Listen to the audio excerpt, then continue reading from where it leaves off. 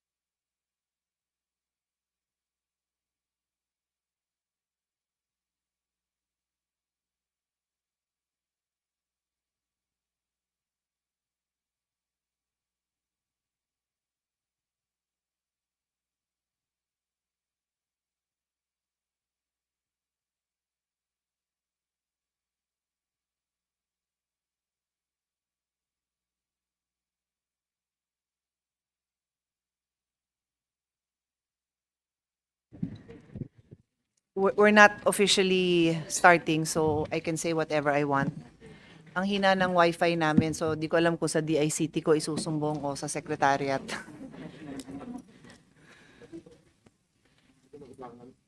Ha? Umaangal ka rin. Basta walang umangal sabi ko. Kasi nasa plenary na yung mga senador. Sabi ko, tubihan basta walang umangal.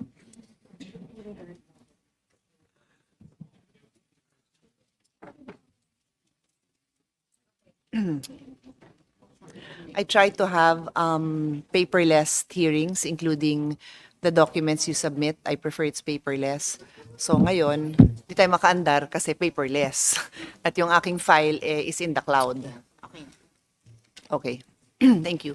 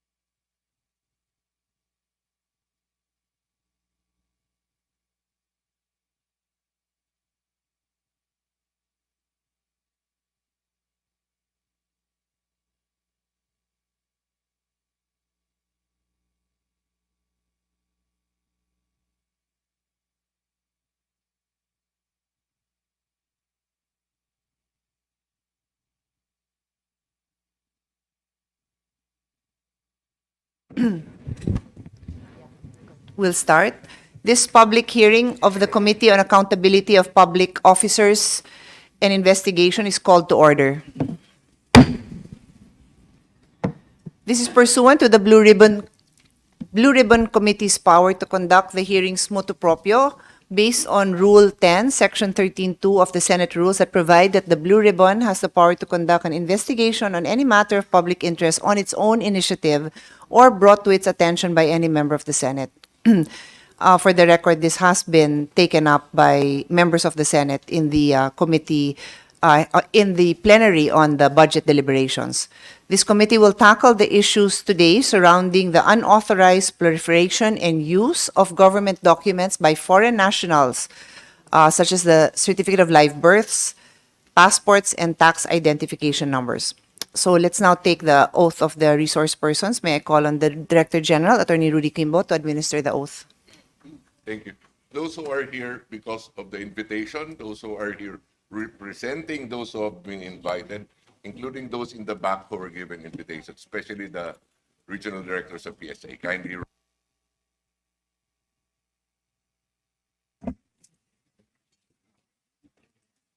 raise your right hand. Do you swear or affirm to tell the truth, the whole truth, and nothing but the truth in this proceeding? Thank you. You may take your seats. Thank you.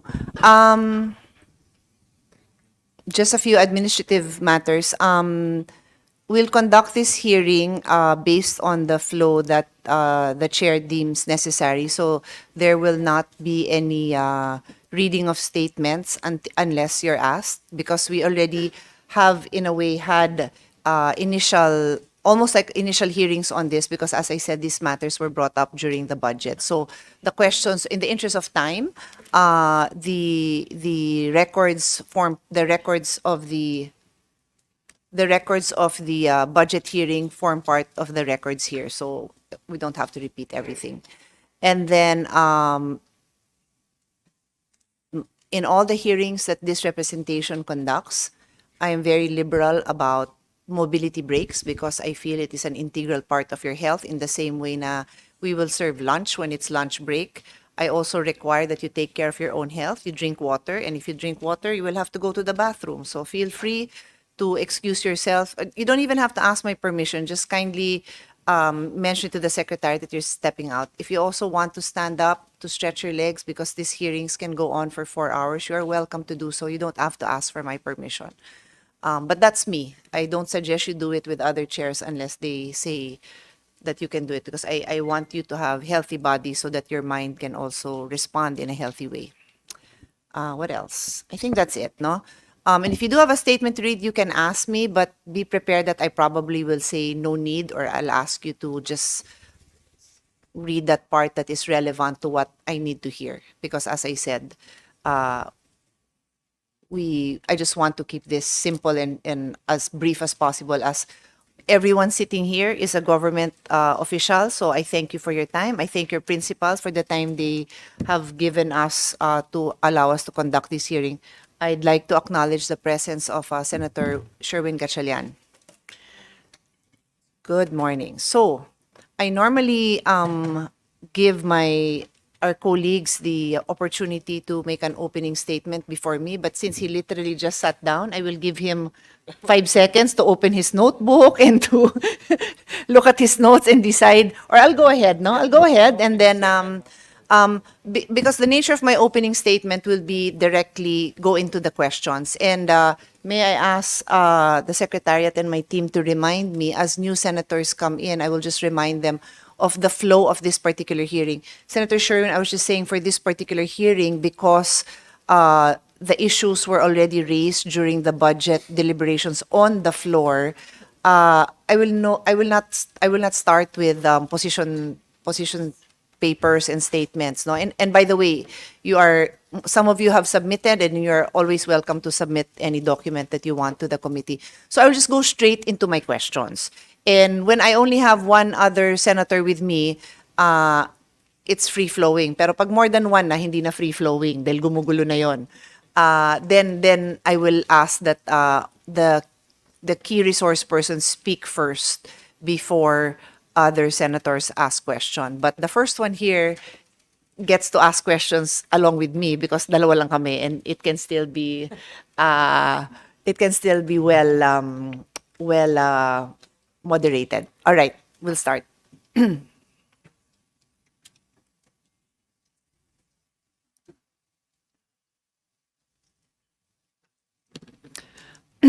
So there have been quite a few reports on unscrupulous foreign nationals posing as Filipinos by using legitimate, supposedly legitimate government-issued documents. I say legitimate because in previous hearings, they have been confirmed by various officials that they are legitimate, no? So that is why I use the term legitimate. But we will establish that again today. Posing as Filipinos using these said government-issued documents, such as Philippine passports, which they fraudulently obtained using spurious documents and through other illegal means. So during the plenary budget deliberations on November 9, 2023, just a few months ago, Senator De La Rosa made an interpellation raising the interception by the Bureau of Immigration and NBI of foreign nationals with Philippine passports. He stated that more than a dozen Filipino passport holders were obviously not Filipino. So hindi sila Filipino and yet they carry Filipino passports. He raised the alarm as it involves national security. It does involve national security because that means foreigners can come in and out of our country as if they were Filipinos. They could be a threat to our safety. They could be citizens of countries that in one way or another are not friendly to us. So it is definitely a national security issue. Our Senate President, Miguel Zubiri, also manifested in the deliberation that he received reports that the NBI had an ongoing investigation on the activities of a local civil registrar in a town in Caraga, Mindanao. The LCR, the local civil register, was allegedly giving out birth certificates, and the NBI caught several Chinese nationals who do not even speak English, Tagalog, or Bisaya. So the Senate President referred the matter to the Blue Ribbon Committee. I'd like to give an example of a foreigner using a duly issued public passport. I take time to give, I rarely give a long opening statement, but I need to set the tone of this hearing so that the public can also understand, because we have millions of Filipinos who are OFWs, and as I will present, even their own safety in their own homes, their ability to be secure in their person, na hindi sila kapkapan, na hindi sila ma-detain in our own country and worse in other countries, is jeopardized by these cases. So let me give you now the example. This is a foreigner using a duly issued Philippine passport. Vietnamese national who, for the purposes of this hearing and pursuant to the Data Privacy Act, the photo has been somewhat blurred. Blurred na ba yan? Sa lagay na yan? Okay. And will also be called by the name of Nguyen. So this Vietnamese national was recently deported by the Bureau of Immigration after being discovered in possession of a fraudulently obtained Philippine passport. The Philippine passport bore a name alongside her photo, which was different when compared to her Vietnamese passport. The questioned document, however, was found to be genuine and duly issued by the DFA. May I just know quickly from both the Bureau of Immigration representative and DFA if you're both familiar with this case? Yes. So, well, it's the Philippine Statistic Authority representative who nodded. DFA and Immigration, are you familiar with this case? Yes? Yes, okay. I'll call on you later. So, DFA said yes. How about Immigration? Excuse me. Who's here? Kayo po. Mr. Supan, you're the one here from... Are you familiar? Sorry, can you turn on your mic? Not with the particular case, Madam Not Chair. ba? Kasi kayo humuli. So I'll just ask my staff to approach you. No? Baka naman familiar kayo, kaya lang nga tinago nga sa ibang pangalan. So I'll ask our secretary to approach you. Okay? Just pull him aside so that we can discuss this. And reminder lang that we're not using the person's real name. So this example is just the tip of the iceberg. The Blue Ribbon Committee conducted its own investigation, the Secretariat, and came across the case of an OFW. This is another case, no? For purposes of this hearing, and again pursuant to the Data Privacy Act, will be referred to as Jane. This is a case naman of identity theft. So, in this case, si Jane the Bureau of Immigration intercepted Miss Jane as said person was a passenger departing at Naiya bound for the Kingdom of Saudi Arabia via PAL due to inconsistent statements. This person, si Jane, sabi niya she is traveling for the first time, but the records of our Bureau of Immigration revealed that she had already had previous travel. So may inconsistency kaagad na nakita.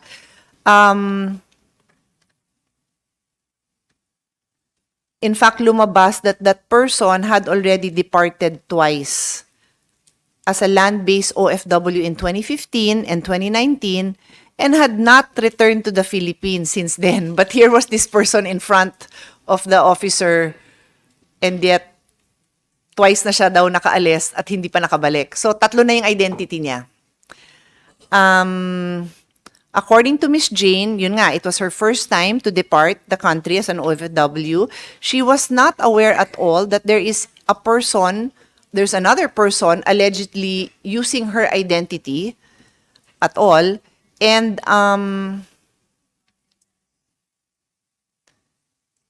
based on her birth certificate, she has a particular birth date. I just won't reveal it na lang for her identity. Born in 1993. But she alleged that it was changed to 1990 by her recruiter in Maguindanao. So, dun pa lang, kahit yung totoo niya, na siya na yung totoong tao, na-change pa. To make it appear daw that she was compliant with employment age requirements. So, pinatanda siya. And then she claims to have paid 1,500 for a new birth certificate. The recruiter was said to have taken possession of her passport and other documents and blocked her off since then, the 2014 recruiter. So, anyway, can I now ask, BI, are you familiar with this case? Yes, Madam Chair, I'm the one who interviewed the passenger. Okay. So this one you have personal knowledge Yes. of talaga. Okay. The previous is All right. Okay. And is the DFA familiar with this case? Yes, madam. Okay. So, sinabi ko na, pangalanan siya na Jane. Yes. Okay. Anyway, what happened here was, so it's you, what do you have a title to your immigration officer? Immigration Officer Supan. Okay. So Immigration Officer Supan was the one who interviewed her, and the outcome was her departure was deferred and endorsed. The person was endorsed to BI, Border Control and Intelligence Unit. So you turned over this person. But yeah, so basically, hindi na siya nakaalis. Yes, Madam Chair. When was this again? When did this happen? January 25, 2024. 2000? Just this year to 2024. Just this year. Okay. All right. So anyway, I'm establishing that as some examples of the issues that we are going to tackle. So yung isa is Pilipino naman talaga, pero may gumamit ng identity niya, so it's identity theft. And then in the first case that I mentioned, appears to be a foreigner who now has found a way to obtain a Filipino passport. So those are two separate cases, but clearly involving these people having documents that are these people, or in the case of the second person, somebody else obtaining documents that are supposed to be genuine and reflective of one person only, and it's now already in the hands of two other people. And in the other case, hindi nga Pilipino. So those are very troublesome issues. And later on, the questions we will ask is from the officers here from the Provincial Statistical Office, no, pare-pareho kayo, and yeah, from the Provincial Statistical Offices. paano nangyari to, and we also have reports na binebenta yon. So, ang napakasakit is the question I'm about to raise, nabebenta na ba ang Philippine citizenship? At magkano para maging Filipino citizen? It's sad that I have to ask that question, but that is the effect of what we're seeing. Nabebenta ang Philippine citizenship. So, just to state for the record, it is the state's duty to protect and maintain the integrity and credibility of passports and travel documents. Grabe yung effect nito sa kahit sinong ordinary Philippine citizen, pero medyo mabigat ang loob ko, especially for our OFWs. Kahit sino naman na maharang, ma-delay sa atin pa lang sa immigration, syempre, hassle yon, hassle. Pero for an OFW who has spent all their savings, umutang na sa lahat ng kapitbahay, nagbayad sa recruiter para malaman na, number one, hindi siya makaalis. Number two, may iba na palang inako yung pagkatao niya.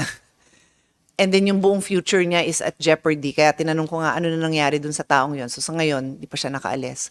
So that's one of our major concerns because these Filipinos, our OFWs, are really relying on the sanctity and the integrity of our public documents. So I hope we can shed light on this and find solutions.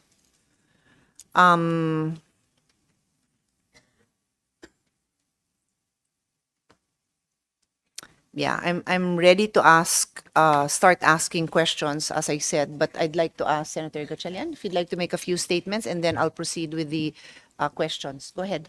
Thank you, Madam Chairman. Madam Chairman, my interest in this hearing is related to the raids that were conducted on Pogos. And I remember in one of the, let me just pull out my notes, one of the raids that was conducted by the Presidential Anti-Crime Commission on Smart Web Technology Corporation in Pasay City that took place in October 27, 2023. The Committee on Women, chaired by Senator Risa Ontiveros, went there to personally inspect. I went with her. We personally inspected the vicinity. And in that inspection, we were surprised to see legitimate, valid government IDs being held by POGO workers, particularly Chinese POGO workers in that facility. And let me just flash on the screen, Madam Chairperson, some of the IDs that were confiscated during that time. And these are valid, current government IDs. And I am made to aware that some of these government IDs require personal appearance in order for the different government agencies to issue the cards. But apparently, these cards were not issued to the person who applied for it, nor personal appearance were made to, nor personal appearance were required in the issuance of these IDs. So just to show on the screen some of the IDs, valid BIR tin cards that were issued, wala silang pictures, valid DOLE IDs and alien employment permit that were issued also to these POGO workers. And again, during the hearing, I was made aware that DOLE only issues these IDs to applicants who personally go to DOLE. But apparently, these applicants never went there personally. Apparently, they contracted a third-party company to apply in their behalf. We also saw valid Bureau of Immigration IDs. We also saw samples of ACR-1 cards. We also saw PNP IDs issued by Pasay in particular. So all of these IDs, especially PNP, this is a very common ID that most people use in order to acquire legitimacy when they go around town, when they eat in restaurants, or when they transact with barangay. These IDs are most popularly shown to different people to gain legitimacy. And lastly, we also saw bundles of PhilHealth IDs issued also to the same POGO workers. Sorry, the first, let us go back to the PNP. This is PNP Police Clearance ID, issued by the PNP. And we all know when you go around and apply for different applications, you show your PNP police clearance, especially for employment. I think this is one of the requirements to gain employment. So, Madam Chairperson, these are the IDs that, legitimate government IDs that were issued to this POGO facility that was raided. And just to remind everyone, SmartWeb was embroiled in prostitution. In fact, it's an illegal POGO that housed prostitution, meron silang sariling KTV, meron silang sariling massage parlor. They even have their own torture and sex den in that area. All of those people operating that facility held legitimate government IDs, making them legitimate people operating legitimate activities in Pasay City. So I would like to also, through this committee, I would like to also be enlightened on how these criminals managed to get legitimate IDs of government. If it was disclosed to us that personal appearance is a very strict requirement, how come these individuals managed to get legitimate IDs from various government agencies? So thank you, Madam Chair, for this hearing. And throughout this hearing, I will just propound my questions to the different government agencies. Maraming salamat po. Just to make sure that we get the answers that Senator Gatchalian requires, what we want clarity on from each of the government agencies involved, which we'll do in proper order in a while, is an explanation of their procedure so that we can compare kung nasunod ang procedure, and that one important component is personal appearance, right? And then the second is precisely to determine if all the procedures were followed. Like, for example, yung sa TIN, or for that matter, PhilHealth, na comply ba lahat ng requirement bago mabigay yung ID na yon, yung clearance na yon. So be prepared, lahat ng agencies na ito. I'll get to you as we go along. But the first agency that I will call now is Philippine Statistics Authority. We'll focus on per agency, and then we'll go to another agency. If the input of another agency is required, we'll call on you. If you have something to add while that particular agency is being questioned, just raise your hand. If it's relevant, we'll call you.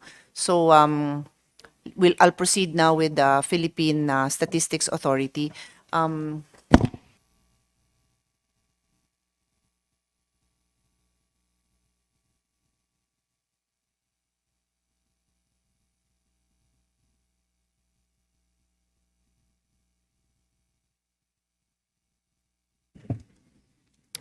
So, Mr. Clemente Manaog and Miss Marisa Grande, kayong dalawa lang, no? And then I suppose you have staff with you. And then, of course, the from the different regions, right? The regional offices, right? Provincial offices. Okay.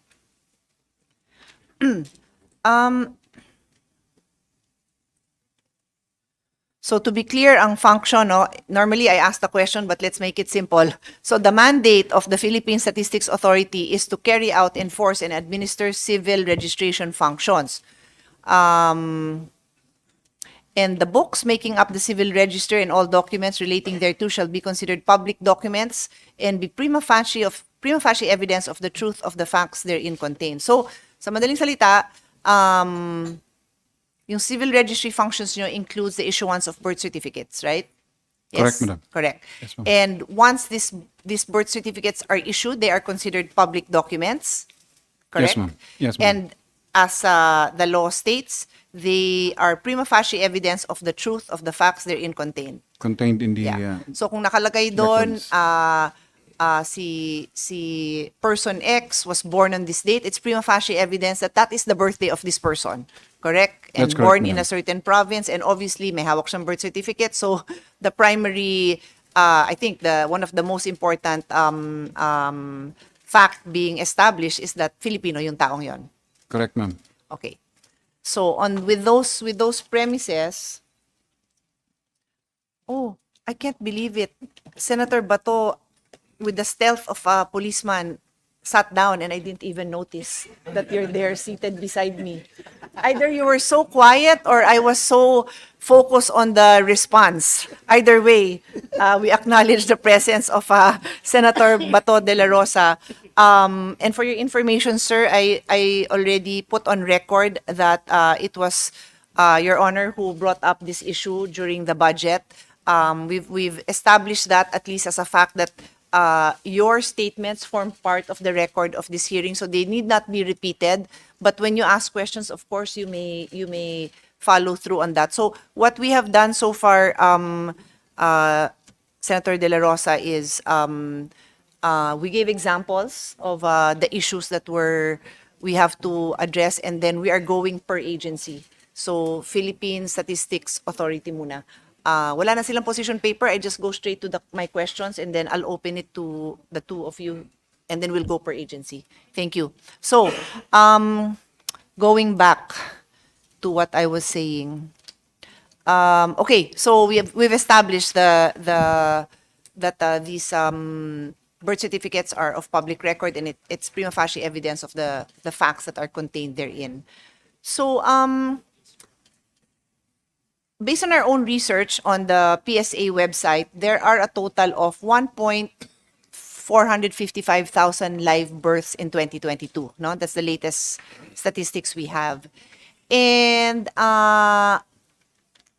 also based on the PSA website, more than 90% of these births, tama ba tong intindi ko sa facts? More than 90% were registered on time of the births. Tama ba? Tama ba yung intindi ko sa facts? So if there are 1.4 million births, more than 90% were registered on time. So there's 10% na delayed registration of birth. So yung mga babies. Tama ba yung intindi ko sa facts? Is that accurate? That would be about correct. Okay. madam. So what I don't have is how many late registrations per year do you have na hindi baby? And let's just go straight, na adults. How many cases of late registrations for adults do you have on average in a year?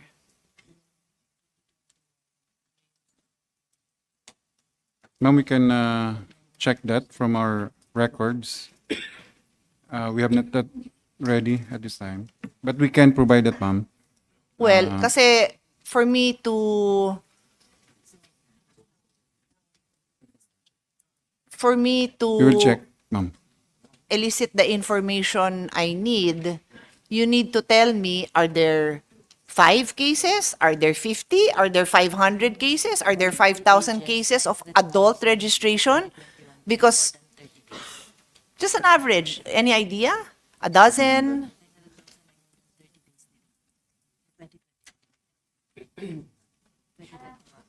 Ma'am, in 2021, yung late registration that are beyond 30 days, almost 900,000. 900,000. But how many here are infants or children? We will get that number. Okay, see, because the reason I ask is, if I will assume that of the 900,000, 99% are infants or children, then that would mean only 1% are adults. And again, it's a guess because you're not giving me anything. So if 1% yung guess, then that is 9,000. But I don't know. It could be 0.1. It could be, I don't know. So should I ask now the provincial officers, ilan ang nagpapa-late registration sa inyo? Like sa isang taon, ilan ang late registration na bata, ilan ang matanda? Eh, kasi yan ang topic natin, di ba? Kasi gusto ko malaman and then I will ask the ex-policeman beside me, how difficult is it if you tell me all over the country and how many provincial offices do we have? If you have 10 adults, hindi naman siguro ganun kahirap imbestigahan yung 10 adults na yon. If you have 100, humihirap siguro ng konti. If you have 10,000, di medyo mahirap. So you have to give me that number. Yeah. Yung registration. We'll just retrieve the data, ma'am. We will get it Kailan meron kaya? kaming internet. Yung internet, di sinisi Mag-connect natin din si kami ng DICT. Can you call your office? Yes, yes. Are there offices you can call? Kayong mga provincial offices. Is there somebody you can call? Tell me the date. Tell me from last year. Tell me from this year. Oh, 1 month na lang, January. Ilan ang adult na nag-register sa inyo? How many adults? Pwede bang tawagan yung staff nyo?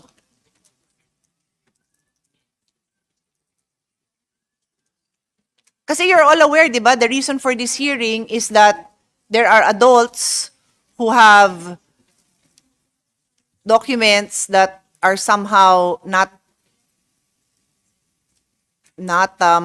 consistent with them being Filipino. So I would suppose you would come here to tell me ilan ang kaso natin na ganon, out of how many. Paano ba? Mag-break muna tayo?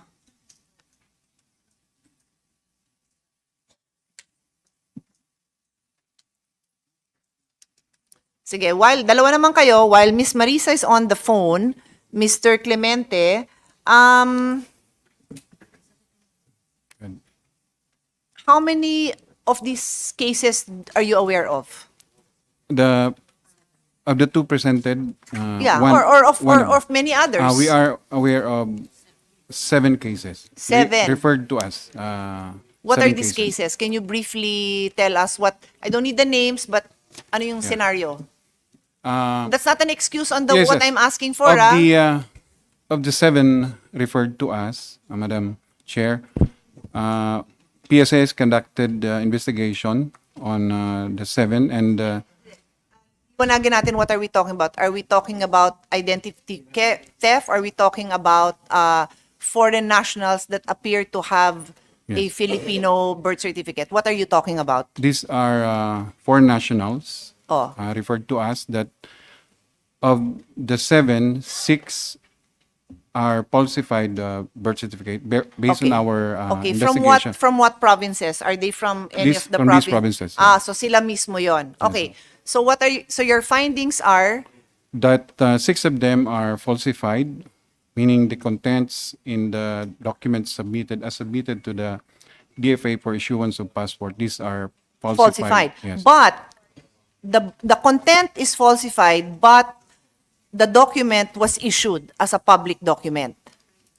And the documents are in our database. These are Hindi. submitted My to our question is, yung taong yon may hawak siyang Filipino birth certificate. Correct, ma'am. Correct. And so, to the eyes of the public, binasa ko nga yung sabi ng batas natin, it's prima facie evidence na itong hawak na birth certificate ay totoo.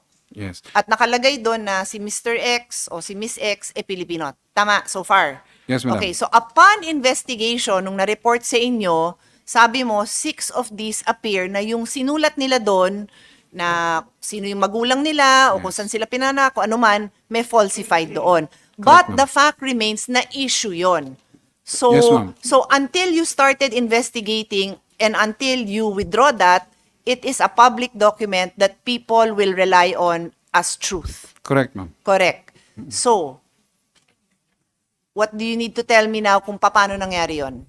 Do you want to refer to them or are you prepared to give me your conclusions?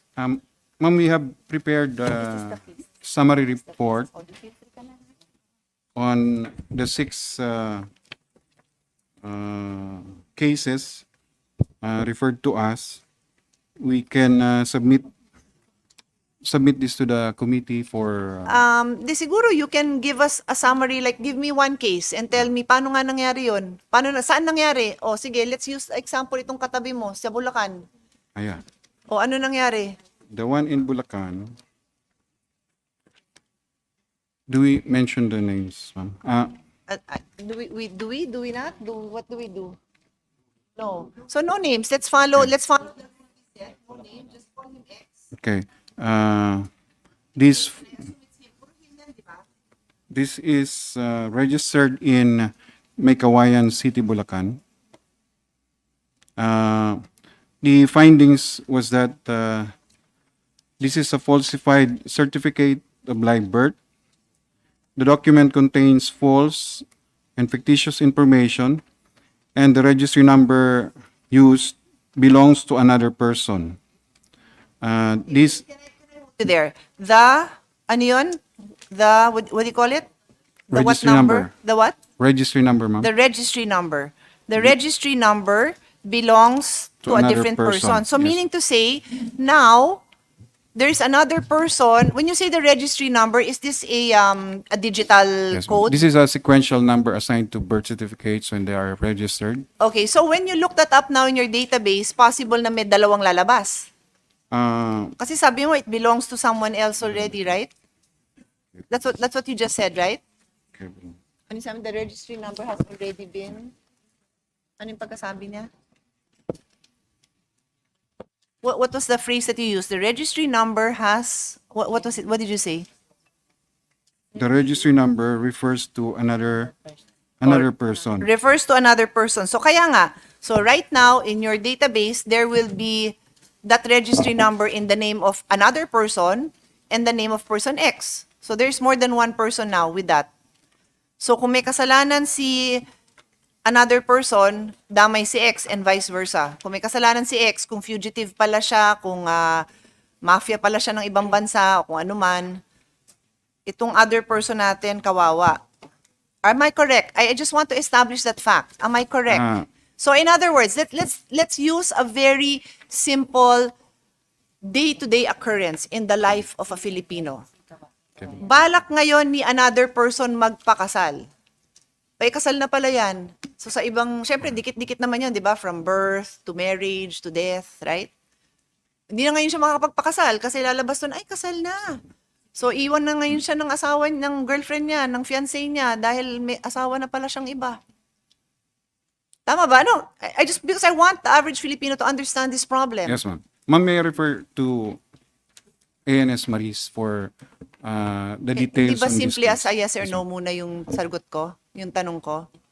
Am I correct that if they look up information that refers to facts in a basic public document in the civil registry, because the registration number is now available to two persons, possible yon na yung status nung isa, affected ngayon yung isa. Because there should only be, let me ask a prefatory question. There should only be one registration number per person, correct? Correct, ma'am. So there is a problem that there is now two people who have that registration number. And in this case, ma'am, no. Okay. The register number was used by that person.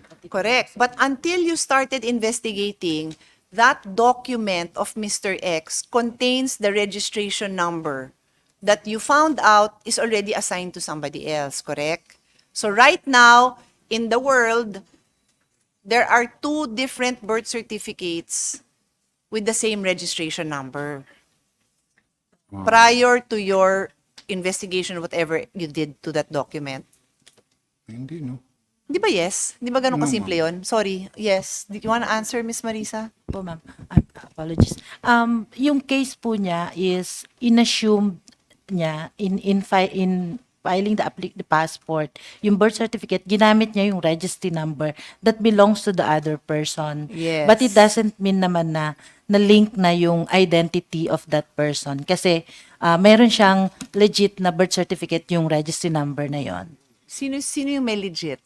The other person. The other person, ma'am. Yes, but- there's a delayed registration case naman po siya. Pero ano ba yung purpose ng registration number? 'Di ba it's for your files na pag hinanap mo yung registration number na yon, pag hinanap mo yung registration number, kunyari passport, DFA, can I just use you as an example? If you punch in my passport number, my name should appear, right? So if there's two people na pala sa another document na ginamit niya yung passport number ko, edi yung system mo magkakagulo kasi baka minsan pangalan ko lalabas, pangalan niya o dalawa kami. Tama ba? Ganun lang naman kasimple yung tanong ko eh. DFA, yes? Yusek? Correct. So bakit kayo ba't hindi nyo masagot ako ng yes? I'm trying to understand ha. I'm not judging. I am just trying to understand. Madam Chair, the submitted birth certificate is a falsified document that Correct. use a different registry number that belongs to other person. Pero hindi po yun yung nasa database namin. And similar to the local civil registrar din po. Madam Chair, can I interject? I know. Can I interject? Yes, because I'm not understanding what's Thank being you, said. Madam Chair. Yung paano nangyari yun? Paano nangyari? Sir, it's a falsified COLB Kaya that nga, was paano nangyari? submitted Paano nangyari yun? for passport. So, Can you give us, kahit na tourist lang, kayo man talaga ang PSA, can you give us your theory? Bakit nangyari yun? Paano? Paano nagkakaroon ng ganong falsified document? the information were in that COLB that was submitted contains different information. So, kumbaga, it's a falsified COLB. So, hindi yun yung real na kanyang birth certificate supposedly. Kaya nga, kayong nandyan, kayong expert dapat dyan eh. You help this committee understand paano nangyari yon. Imposible naman hanggang ngayon, wala pa kayong theory na nakakam up. Bakit nangyari yon? Saan kung falsified yan, saan posible nanggaling?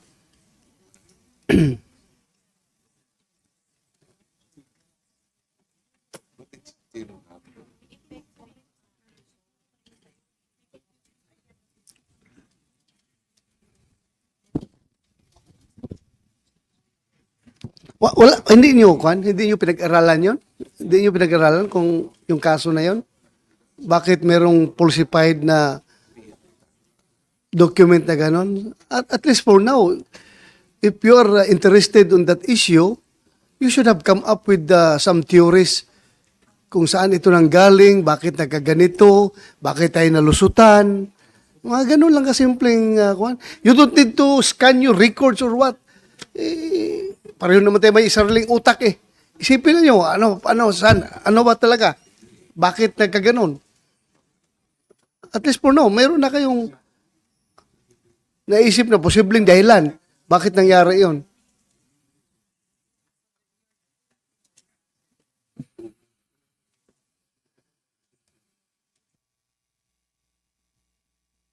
Sige na lang, magtanong lang ko ng ibang question. Kung ako gusto magkakaroon ng birth certificate, ako'y pure na inchik, galing China. Dumating ako sa Pilipinas. Gusto ko magkakuha ng passport, Philippine passport. Kailangan man requirement man diyan yung birth certificate. Saan ako pwede kumuha ng birth certificate? Yes, the birth certificate is registered at the local civil registry offices. So, if a person who is not registered within 30 days. So, diretso tayo. Pwede makakuha ng birth certificate sa local civil registrar at saka sa PSA. Okay. you may not be able to get birth certificate because there will be requirements that will be asked from you. Tanong muna, establish muna natin, ang pwedeng sources ng birth certificate is yung local, at saka kayo. Yes, sir. PSA, that's right. Ah. Correct yan? Correct. Mr. Okay. Senator. So, can you distinguish between the two sources? Okay. Kung- The local civil registrars are the registrants of the country. They are the only official in the bureaucracy that can register birth, marriage, and death certificates. This is under 7160 Local Government Code. Now, under the law, the Philippine Statistics Authority is the repository of all these birth certificates, marriage certificate, death certificates registered by local civil registrar and submitted to us by operations of law. So, the sources of birth certificates of these documents could be the local and us as repository of civil registry documents. Correct. So, pero so far, itong mga cases na uncover natin, may yung unang niraise ko sa committee ni Senator Pia Cayetano nung sa budget hearing, lumalabas na mayroong local civil registry na kinunan ito. Yes, yes, Your Honor. So, kalaro natin, as far as your agency is concerned, pwede ba ako makakuha dyan ng ganun na lang kadali na No. ako, Chinese ako. Papunta ako sa PSA. Magbigay ko ng pera sa'yo. Bigyan kita ng pera. Bigyan mo ako ng kuhan dyan, ng birth certificate. That would be Pwede mangyari yan? That will not be a possibility, Your Honor, because Impossible. Impossible because Kung pupunta ako PSA, sa local civil registrant, that's what we're may pera ako. So, magbigay ko doon, makakaproduce ako? Your Honor, we're investigating that. Kaya nga, the local, tsuri lang. Pwede. Because sa digitalization, sa records keeping, sa lahat-lahat, kailangan ma-distinguish natin. Pwede, no? Pupunta ako, merong corrupt doon na local civil registrar. Bagsakan ko ng pera, bigyan mo ako ng birth certificate. Pwede. that's a possibility, Your Honor. Possibility. Sa inyo, sa PSA, magdala ko ng isang malitang pera, bigyan kita ng pera. Bigyan mo ako ng birth certificate. Pwede? That would be impossible, Your Honor. Impossible. Why? Because we do not register civil registry document. We rely on the submissions of civil registrars. So wala tayong nakikitang gaps as far as PSA is As far as concerned? PSA is concerned, Walang as gaps. repository, no. It's not possible that you can register directly to PSA because Okay. we are not local civil registrars.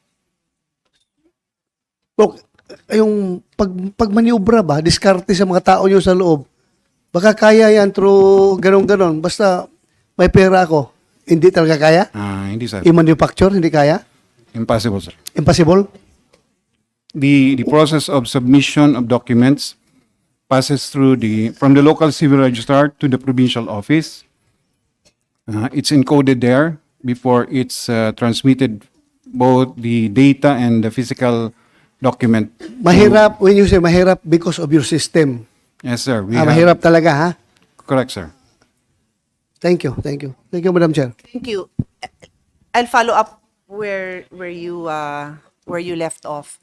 So you're insisting that as far as the PSA is concerned, hindi pwedeng pumunta sa inyo, wala silang pwedeng bayaran para mag-produce ng document because that document, the birth certificate in particular, is produced actually in the civil registry. Correct, ma'am. That's what you're saying, which I don't think you said as clearly as Clear, I yeah. said it. Pero that's Okay, That's what pero I like to yun say. yun. So, sa civil registry. So, ang sinasabi mo is, hindi sa amin pwede mangyari, pero baka sa civil registry. Correct? correct, ma'am. Oh, sige. So, doon tayo sa civil registry. But before that, I'll keep it simple. Civil registry, who is the ultimate boss in the civil registry? Who does ano ba tawag sa kanya? Who does the local civil registrar report to? To the local chief executives. O, ma'am. di ba? Kada Mayors, city, the kada mayors. municipality. O, that's why sinasabi mo ngayon, hindi ako. Sa kanila yon. Because the process of registration is at the local civil registrar. Correct. Pero, sino ang may technical supervision sa kanila? Is it the mayor and the governor, or is it you? On the technical, meaning on how they should register, what Yes. form should be used, it's the PSA. Correct. So kung magka-problema, sino din mag-iisip ng solusyon? Both is it- PSA and the local You think? chief executive. Ewan ko lang ito, naging mayor. You think ikaw makakahanap ng technical solution doon, o kayo siguro tapos in coordination with them? Okay, I will give an example. So eto na nga, 'di ba Bulacan?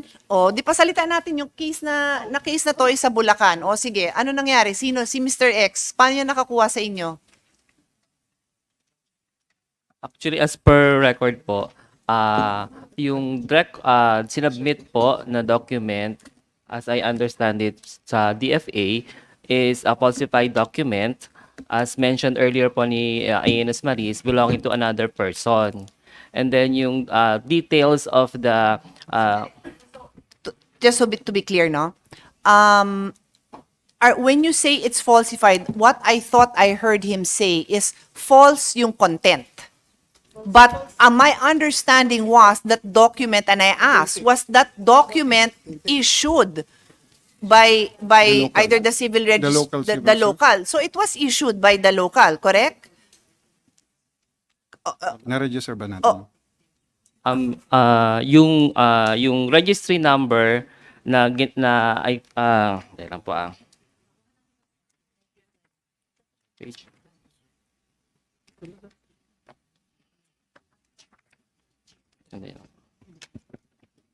Yung registry number po na 2017 95-2651 is belonging to another person. Tapos yung tao po na sinasabi natin ay may late registration po na doon sa local civil registrar, and then it appears na yung mga supporting documents required for the late registration are also falsified po. Madam Chair. It was but basically the late birth registration, well, it was registered. The late birth was registered. Yes po. Yes, okay. That's important. The late birth was registered. I'll get back to you to give way to Senator Bato. Thank you, Madam Chair. Basta klaruhin natin na ikaw, Mr. Elmore Baroquillo, you are PSA Provincial Statistics Office ng Bulacan. Yes po. So, directly under ka sa PSA National. Yes po. Hindi ka local civil registry, ha? Hindi po. Meron tayong local civil registry dito? Wala po, madam. Walang naimbitahan? Yeah. Pareho kayo? Wala? Oh, so, kung pala ito, Yes. local ka, pero PSA ka pa rin. Ang tawag po sa amin ay Provincial Statistical Office po ng Kaya nga, PSA. PSA pa rin. Yes, sir. Yes Under po. PSA. So, hindi kayo local civil registry. Hindi po. Okay, so, you speak the same language. Yes po. Okay, thank you, thank you. Okay, so to go back to my question, it is clear that the local civil registrar of May Kawayan ba? May Kawayan issued that birth certificate. The late The registration. late registration Yes. issued how do you say it? A late Late registered registered certificate. birth, 'di ba? So na-issue 'yun eh. So we go back to the question. Paano nga nangyari? 'Di ba? Because I already asked and you confirmed the technical supervision is with you. PSA, head office, and now provincial. So makinig po kayong lahat, okay? Kasi every one of the provincial offices represented here, Davao del Sur, Isabela, NCR, Zambales, all have similar cases, correct? Correct, ma'am. Okay, so na late register nga. Oh, and then for the record, I will read the requirements to apply for and be granted a late registration.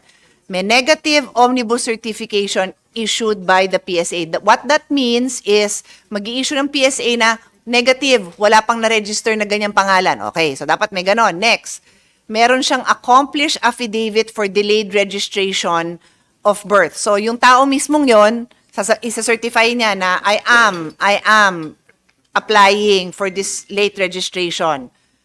Oh, ito sa akin yung crucial. Affidavit of two interested persons. Can you elaborate? two disinterested, sabi ko ba interested? This. Two disinterested persons. Can you elaborate on that? Who are these two disinterested? As a lawyer, I would assume, baka may interest dyan yung magmamana, o so hindi pwedeng kamag-anak. O ang kapitbahay, pwede. Ang barangay captain, pwede. Sino ang disinterested person na yan? Under the procedures, ma'am, yung affidavit of two disinterested person are for persons who may have knowledge of the facts of birth nung nagre-register. Wow. So it's Okay. not just anybody na But facts of birth. yes. Okay. So in this case, and in all of your cases, be ready to answer. Anong klase, ano muna, hypothetical. So, kayo mag-explain, sino yon? Sino yung disinterested person na yon na magsasabing ganon? Who normally do you, that's why I was asking you, di ba, how many late registrations do you have as adults? Kasi I'm trying to test your credibility in explaining to me what are the type of documents you receive. O ano? Sino? Ano sila? normally Sino it yun? should be older than the person being Like, registered pwedeng a few years older lang? What? who may have knowledge because knowledge Di kaya nga. So, kunyari, I am 4.5 years older than Alan, although mukha siyang mas matanda, di ba? Under oath kayo, so bahala kayo sumagot. I'm 4.5 years older. I can attest. At 4.5, kaya kong maalala na buntis yung mami ko, nanganak siya. So, pwede ako that mag-attest would be- in case? That's why I'm asking. hindi yata yun man pwede. Ay, Because hindi pwedeng knowledge yata. At your level, hindi na tayo yata. it will not be possible. O, ma'am. sino dapat? Should be Nanay knowledgeable namin. enough. Nanay to- namin, tita. Tita could be So maybe at pwede. 12 years older, I mean, what's the rule? Hindi what's the minor, rule? ma'am. Not necessarily Not dapat hindi a minor at the time of birth. Correct. So itong taong pinag-uusapan natin, lahatin na natin, ilang taon yung mga yan nung nag-apply sila? Bulat-latin yung record niya, isang kaso lang naman yun eh. 37, 27, how old are those persons we are investigating? How old are they? 24 sa inyo. 25. Oh, so that means yung disinterested person, may record po kayo, Mr. Lebria? May so 24, so dapat 36 years old yung nag-testify, yung disinterested person. 37. As to the attachment of the late registration applied by the certain person Yes. in my area, Madam Chair, I have not seen the attachment itself because Okay. So you haven't seen it. Okay. So are you now saying that sa level ninyo, that's why again I go back, ilan bang late registrations na yan? And then you now have 7 cases. So you haven't seen it, so how did you investigate? That's a crucial requirement, di ba? we asked them to conduct ocular inspection at the local civil registrar's So they each offices. conducted, Yes, ma'am. Okay. And to look into the requirements that O kaya were nga, iniisa-isa ko Yeah. nga yung requirements eh. Kasi yun ang importante. Ang next kasi na requirement is certification that indigent. Di naman siguro applicable. It's not an issue. That's just siguro to excuse them from payment, right? That's Correct? on, So I don't know why it's listed as that. It should be a separate condition because not everybody applying is an indigent. So I don't know why it's... to cover those applicants who will not be required to pay late registration I know, fee. But it's listed as if it's a requirement for everyone. That is how it appears in your list. I'm just correcting. May we just maybe the Madam Chair looking at is we have a project called Birth Registration Assistance Project. This is to address those marginalized sector of our Baka society. this is the requirement. That's a requirement Sige, because patingin it's na lang nung sa yes. inyo. Anyway, Yes, po. that's on the side.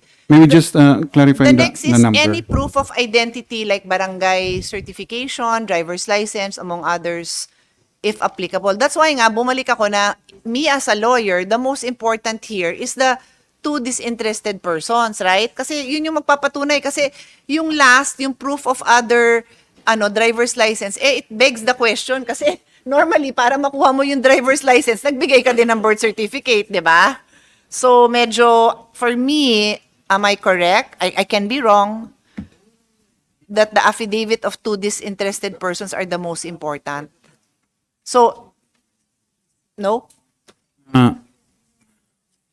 Mahalaga ma'am yung documents that will show the data that will be registered.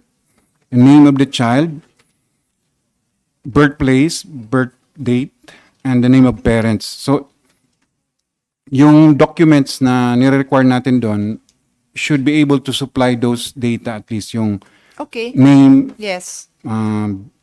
birthday, and birthplace. Yung parents can be established kung meron siyang baptismal certificate. Yung disinterested person, these are additional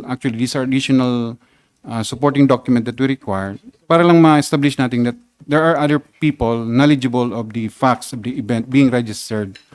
Pero Kasi kung, I just assume kasi these are late registrations, so they're adults. So the chance of the parents being around is maybe 50-50. That's why in my mind, in my legal mind, the disinterested persons are very important. Not to say that, yun nga, if the parents are alive, then of course. And then if you can verify the record also of the parents in the register, di ba? that is why pag older na masyado, meron tayong Eh, yun nga cut-off yung na. kaso natin, older na nga eh. Pag may cut-off, halimbawa, pag 60 years old, mahirap na mag-require ng Correct. But we're talking about, that's why I asked the age, 24. Ano yung iba? Pakisagot po. Ano yung age yung mga inimbestigahan nyo? Just blurt out the age, please. Use the mic, please. For Quezon City, it's for 51 and 40. years and 40, dalawa. Yes. Okay. Sambales? For Zambales, a different case, it's an identity theft. Okay, so different case. Okay. Isabela, Mr. Emperador? Madam Chair, 42 years. 42. And then, yung sa Davao, kayo yung 24 years old. Yung sa Bulacan, Mr. 22 Baroquillo. po at the time of registration po. Okay, so kayo 20s, ito 40s, di ba? So medyo relevant yung disinterested person, right? Kasi fact of birth. So anyway, so mabalik tayo sa process. So what does your investigation show? Yun din naman yung question ni Senator Bato, yun din ang question ko. What did your investigation show? Na papaano nangyari?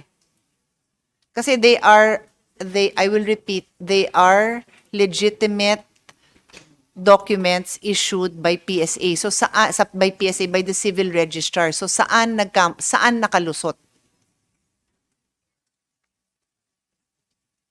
Maybe po. In the summary of our investigation, Okay. of the 7 that were referred to PSA, only one legitimate birth certificate na gumamit ng identity nung isa. So, Yun yung sa Zambales. Oh, ibang Yes. kaso yun. We'll Yes. talk about that later. Yes po, madam. And the rest, yung 6 po, all of the submitted birth certificates for the passport are all falsified COLBs, meaning hindi po yun yung tamang kanilang record that is available in our database. And of these po, 5 have delayed registration cases filed with the local and with the PSA. So we have a copy of that. So, Madam Chair, ibig mong sabihin na yung papel na yun, when you say fraudulent, pwede nanggagaling sa recto? As to Manufacture lang eh? Sir, if I may, as to the security papers, we're currently investigating because the submitted COLBs contain, some of them have blurred entry, so hindi namin ma-verify So, kung so saan outlet. hindi pa na-establish na kung talaga ba ito issued by the local civil registrar na papel? No, Or no, these itong are papel all- ito manufactured galing sa Ano recto? sir, PSA, yung submitted PSA? document. Oo, but we are investigating if these are legitimate SECPA issued by the PSA. So we have 3 established na serial numbers of this SECPA, of which meron na po kaming investigation. But the other one, we are requesting from DFA for yung specific na serial number so we can identify which outlet was allotted to. Let me summarize what you're saying, no? 5 cases, no? Involve false information in the late registered birth certificate. But you are still checking, or you have established that 3 of them came actually from the civil registry of some area. What is your statement on that? The seven security paper, 1 is a legitimate, which is the identity theft. Okay. 6 are falsified or unauthorized issuance of birth. But these Okay, let's dissect that. You call it 6, falsified, 5, 6. unauthorized issuance of birth. Birth. So, unauthorized issuance, meaning to say the civil registrar issued it beyond the scope of their authority? Is that lahat what it ng- means? ng- Anong legal meaning nung term na ginamit nyo? I'm sorry, ma'am. Falsified okay. COLB and unauthorized issuance of CRDs. Yung unauthorized po is pertaining to the one identity theft, which means hindi po siya yung dapat na nakakuha ng birth Okay. certificate na yun. Kasi And the rest sinantabi are... mo na yun binabalik mo pa sorry, kaya ma'am. nakakalito. 1, 2, 3, 4, 5 na falsified COLB and 1 negative Okay, birth 5 na certificate. falsified. Doon tayo sa 5. Yes. So, you call it falsified. Because they are not the one registered with the local and with the PSA. Okay, they are Iba yung not, contents nun, ma'am, nung birth they are certificate. not the one. They're not the records that is found in our system and in also with the local. So, mga fake yun, ma'am. Hindi Yung nanggaling sa, hindi talaga nanggaling, hindi in-issue ng civil registry. Offices, hindi rin. Okay, because for some reason, and what is our basis, nanggaling daw yun doon sa mga lumabas sa hearing. Yun ang sinagot kay Senator De La Rosa na legitimate. Ang ginamit pa nga na word, kaya in my opening statement, I said, I'm using the word legitimate because that is what was told, what we were told, is that nanggaling yun doon. In fact, kayo, ang sabi niyo, ang content, ang erroneous. So medyo iba yung pagka-explain nyo sa akin ngayon. Madam Chair, ito pong 6 na o 7 documents na ni-refer sa amin for investigation, merong sinubmit sa DFA nito. Ang sinasabi namin, yung nasa DFA na yon, those are falsified documents that become basis for the DFA maybe to issue their passport. Kaya nga, So, klaruhin natin ang meron po falsified. kaming- Pakiklaro ang falsified. Because this, upon verification by our local officials, these documents are not at the local civil register at the same time. That's what he's saying. It's not in the local system. Iba yung nasa database namin. Iba. So, meaning, kung hindi ito nanggaling sa local civil register, hindi rin nanggaling sa inyo, Some other sources. some other sources like recto. not- Pwede. Not Pwede? Not PSA and not... Hindi. Sige, klaro natin. Pwedeng nanggagaling ito sa recto. Could be anywhere. Could Your be Honor. anywhere, ha? Yes. So, could be anywhere. Because Bakit? in our database, iba yung nandun sa amin. So, ibig sabihin, ganito, nalusutan ngayon yung DFA. Bakit siya nag-issue ng passport na fraudulent pala yung birth certificate na yun, DFA? Saan DFA? Naisahan, inaamin ba nyo na pwede kayong naisahan itong mga nag-apply ng passport na ito? Sir, good afternoon, Madam Chair. Sir, we verify the authenticity of the birth certificate. Okay? Kung nasa security paper po, we have our people who can determine kung genuine po from PSA. For the contents inside, we have no way to determine po. So as far as you're concerned, PSA talaga galing yung papel na yun? Yes, sir. Oh, sa inyo pala galing. Sa inyo pala galing yung papel na yun. Confirm mo nila. You confirm also na sa inyo galing yun. Sir, we have to check. As I mentioned a while Ayan ago, yun. Hanggang ngayon, you still have to check. Sir, Katagal na yung kaso na yan. yung tatlo po, yung tatlo, may identified kami na mga serial numbers. So, Okay. we can identify kung saang outlet po siya na-issue, and that is where we are... Kaya nga, ito, tinatawag natin itong mga tao na ito. Dahil sa outlet nila ito nagagaling. Can you, gagaling sa kanila. Ang issuance po namin, sir, is through our outlets, yeah. CRS outlets, not necessarily within their jurisdiction. So saang outlet nang galing yon? Okay. Right. Okay, sir. In our investigation, sir, we have from 13 Martires Outlet. Trece Martires Oo, outlet. That's Cavite. Dinala nyo dito yung Trece Martires outlet Then ninyo? we have also Davao City. Davao City. Dinala nyo dito yung outlet na yan? Wala, sir. Wala, sir. But we, as a PSA, sir, nandito naman po kami. Pasay and Paranaque outlets and Tugigaraw. Tugigaraw. Yun po yung mga under So yung mga outlets that- you submit to this committee, Madam Chair, yung mga tao na yan na manning that outlet para for the next investigation, tanungin natin sila, bakit sila nag-produce ng ganong papel? Di ba? So, very clear pa lang kayo na, PSA paper yon, authentic paper yon, pero fraudulent ang laman. No? Claro? Your Honor, yes, we will comply Wait, kung do you want to i-invite ask her first? You're looking at each other. I don't mind. I'd rather you come up with an answer you can stand by. Do you want a minute to just confirm? Just so that we can move along efficiently. Or are you good to respond? Madam Chair, ano lang, i-clarify lang ulit namin na Wag kayong ma-intimidate dito. Yeah. Yes. We are trying to solve a problem here, Yeah. ha? Baka nagpakuha You kayo dyan. Hindi, ayaw yung tumingin sa mata ko eh. Parang, pag nagtatanong ako, ayaw yung tumingin sa mata ko. Don't be intimidated.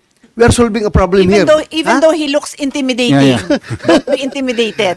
We are trying to solve a problem. yes, Please. Madam Chair, we just would like to clarify that the subject of the investigation that PSA conducted was because DFA, or it was referred to us that at least 6 individuals were issued passport based on documents submitted to them. We requested them to provide us the documents submitted to them so we can verify from our records. So what we did was to ask our provincial heads that covers the civil registrars or the municipality where the birth records originate to conduct ocular investigation para tingnan nila kung yun bang sinasabing sinubmit sa DFA ay indeed galing doon sa civil registrars and whether indeed they are within our database. So, of the documents na binerify natin, the investigation found that falsified yung mga submitted sa kanilang documents. So, we have the documents here. Actually, hawak ko yung lima nung records. These are delayed registration of the supposed documents submitted to them.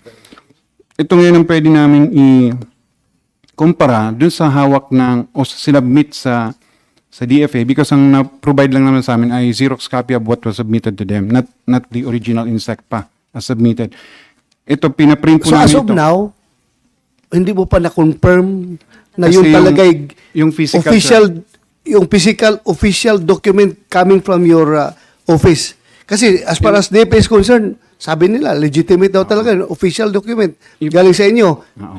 On your part, If we can have them, then we can cross-reference it with our record. hindi pa kayo nag-usap dalawa. So do you have it? Did you bring it, Asek? Madam Chair, when passport applications are submitted, we verify the authenticity of the birth certificate. We make a photocopy, and then we give back the original birth certificate to the holder. applicant, Yeah. ma'am. So do you happen to have that photocopy that you're of the subject cases? We do, ma'am. Can you go to the side and compare your notes and then tell us? And I just want to confirm, colleagues, no, and for the record, that during the budget deliberations, DFA Office of Consular Affairs, in a letter to Senate President Zubiri, emphasized that the certificates of live birth that were presented to the DFA by most of these foreign nationals that were under investigation for passport applications are in their original PSA security paper. form and that these certificates were late registered mode of birth is either through midwife or hilot and that the parents indicated in these documents are Filipinos. So, so that will be the next question I will ask, but I need you to go to the side, whether it's your staff, whatever, I don't care. Kindly go to the side and compare your notes. But I think what's one crucial element here is how did they get hold of the original? I think that kaya nga security paper yon, right? Naka-vault ba yan? Naka-vault ba yan? O, naka-vault. So, ngayon, lahat nitong subjects na to dun sa specific civil registry offices, tatawagin natin yung officer, yung civil registrar nung office na yon. Correct, To ma'am. find out. That will For be- the record then, kasi the first hearing we have is from the policy level. So, that's why we didn't clutter our hearing with everybody yet, no? But do you have any, you want to proceed or I'll let them go to the side and compare? Yes, Madam Chair. Or you can submit it. Ano bang? May I move, Madam Chair, na isama natin sa invitation yung outlet mismo na pinanggalingan ng papel na yon. Yung sabi mo, ano yung mga outlet yon? These are civil registry outlet where documents can be requested. Kaya nga, anong outlet yon? So kung So kung saan meron yung- Tugigaraw, yes, meron. Tugigaraw. We have 67 outlets. 7 so outlets. Kung sino yung involved, we can Isama ask them natin, to come. Madam Chair. Akala ko ba sila to? Iba pa ba? Iba pa yan. They are the provincial heads where the No, but I thought it's the civil registrars from these particular districts or what provincial, right? yes, where Kaya the documents originated, Madam Chair. Pero yung sinasabi kanina on the outlet where it was requested, supposedly requested, Yeah, kasi but that would fall under their jurisdiction. Sa lugar nila, di ba? not necessarily, ma'am. Eh, ba't sila nandito kung hindi sa inyo? Registration Ba't namin kayo inimbita? Registration. Ano? Clarificatory. So you can register in a different area and then get your birth certificate in a different area. Possible yan. Like in this case, they registered in this particular area, but they received or they got their birth certificate From other original from another area. Yes, madam. Yan ang nangyari dito. Yes, sir. Because once the document is registered and in our database, PSA established at this time 67 outlets nationwide where a Filipino can request for birth certificate in any of those outlets. So parang access kasi yung ino natin, we address that. We would like every Filipino to get birth certificate wherever they are residing now, even if they're living different place from where they were born. Well, that's a good feature so that our gababayans can get their birth certificates anywhere. No? But obviously, it can also be abused. No? Meaning, they registered in a different place with the intention of getting it from somewhere else. No? Baka may ibang kausap sila. Can an LGU register and issue birth certificates? Can an LGU register and issue birth certificates? The LGU through the LCR, To LCR. through the LCR is also allowed to issue birth certificate upon request of the So pwede rin document sila. owner. So Yes po. aside from the outlets, the LGUs can Of course, also so issue. because they are primarily the owner of the birth certificates. Yeah. Oh. How many LGUs? How many LCRs How many LCRs are there nationwide? 1,634, Your That's- Honor. All right. So supposedly all of these should have one civil registrar Yeah. mandated to register all vital events in their jurisdiction within that municipality or city, Your Honor. Itong anim pinpointed is non-LGU. It's PSA Ah, that registered and issued the birth These certificates. are within LCRs, registered at LCR. Because LCRs to. we cannot register on ourselves. The PSA office, either at the provincial or regional, national, no mandate to register. You're just a repository, correct? Yes, Okay. Madam Chair. Madam Chair, may I suggest also to invite the civil registrar of that particular LGUs because apparently they're the ones who So, receive. so we need, or maybe you can put it on record now para hindi tayo nangangapa who are we calling. Let's establish, and you be the one to give us the names now, where were these persons registered? Where did they register their late births? And then where, if any, were such certificates requested and issued? Kasi if there is really some kind of syndicate, then baka same areas yan. Right? So are you prepared to tell us?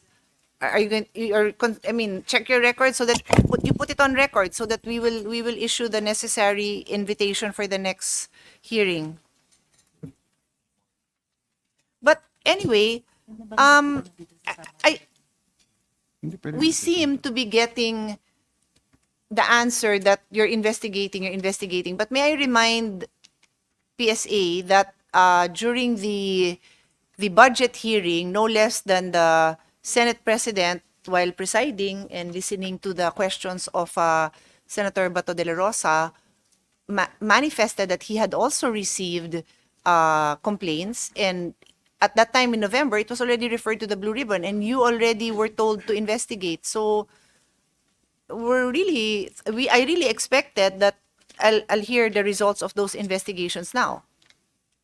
Yes, ma'am, we have the results of the investigation and we are ready to submit it to the committee. Ready na pala, ba't ang dami pang tanong? Di pa ba namin natanong yun? We have the signed investigation report of PSA and sabi namin, isubmit namin sa inyo upon request. Hindi mo ba pwede i-summarize? Yun lang naman yung inaantay natin. Ano ba? Are you uncomfortable about something? No, ma'am. Okay. We are, as mentioned dun sa reply namin to the committee, ma'am, fully cooperating with this investigation and actually conducted ourselves Okay. investigation. Yes, And go this ahead. is a, Findings, Detso, findings. oo. Medyo mahaba lang siya, pero ito yung summary namin. So, First of all, are those cases related? yes, ma'am. These are the 7 No, referred but I mean, are they related to each other? Like, Yes. they are. Yes, So ma'am. it makes the report simpler, di ba? Kasi parang isa na lang. Okay. So, on the case ng Pasig City, not mentioning the name, so the findings of the investigation is that the one submitted to DFA is not within our database. The certificate of live birth of the subject with registry number 2921, 2921, is not in the records of LCRO of Pasig City. So nevertheless, the registrant birth was duly registered through delayed registration in the LCRO of Pasig City and was issued a certificate of live birth with registry number, different registry number. So the registry number is here. On the next case from Mekawayan City, again, the one submitted to DFA is not in our database. So this is also a case of falsified certificate of live birth. The document contains false and or fictitious information, and the registry number used belongs to another person. This document has distinct registry number and birth registration number from a late registration in that LCRO in Mekawayan, Bulacan. The next case this is the case of identity theft, the one from Santa Cruz, Zambales. This document, the one used for the issuance of the passport for this person, this is in our database. So this is a case of identity theft because in this case, the registrant assumed the information of a dead person. So ito yung kasong, the first case that was shown by Madam Chair. So ang findings dito, the certificate of live birth was processed through the BREX. Accordingly, the CBRC outlet no longer evaluates the request made through the BREX partner. So dito po sa kaso, we have a facility called BREX. This is a batch request query system where local government units are allowed to accept requests for birth, marriage, and death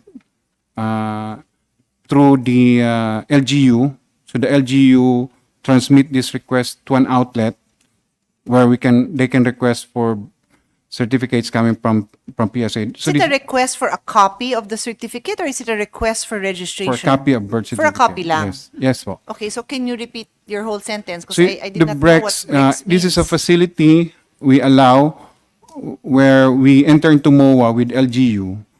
For that LGU that do not have outlet where they can request for birth certificate, we allow them to accept request for copies. Kasi what we cater sa BREX is yung mga walang outlets, kailangan ng tao ng birth certificate. So they can go to the LGU, request for the copy, and that... By one batch, the LGU Yes, will through the actually. I batches. understand. So Yes, go ma'am. back to what you were saying now that I understand the term that you used. Yes, so on the case nito ni Santa Cruz Zambales, the certificate of live birth was processed through the BREX.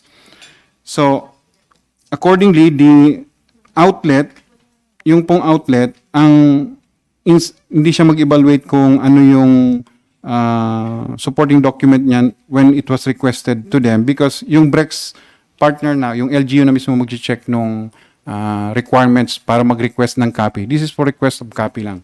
Now, ito pong case Madam ng... Chair, may. Yung outlet, pakinggan mo muna ako. Tingnan ka muna dito. Sorry, Yung Your Honor. outlet, yung capability niya, kaya ba niyang mag-alter sa records doon?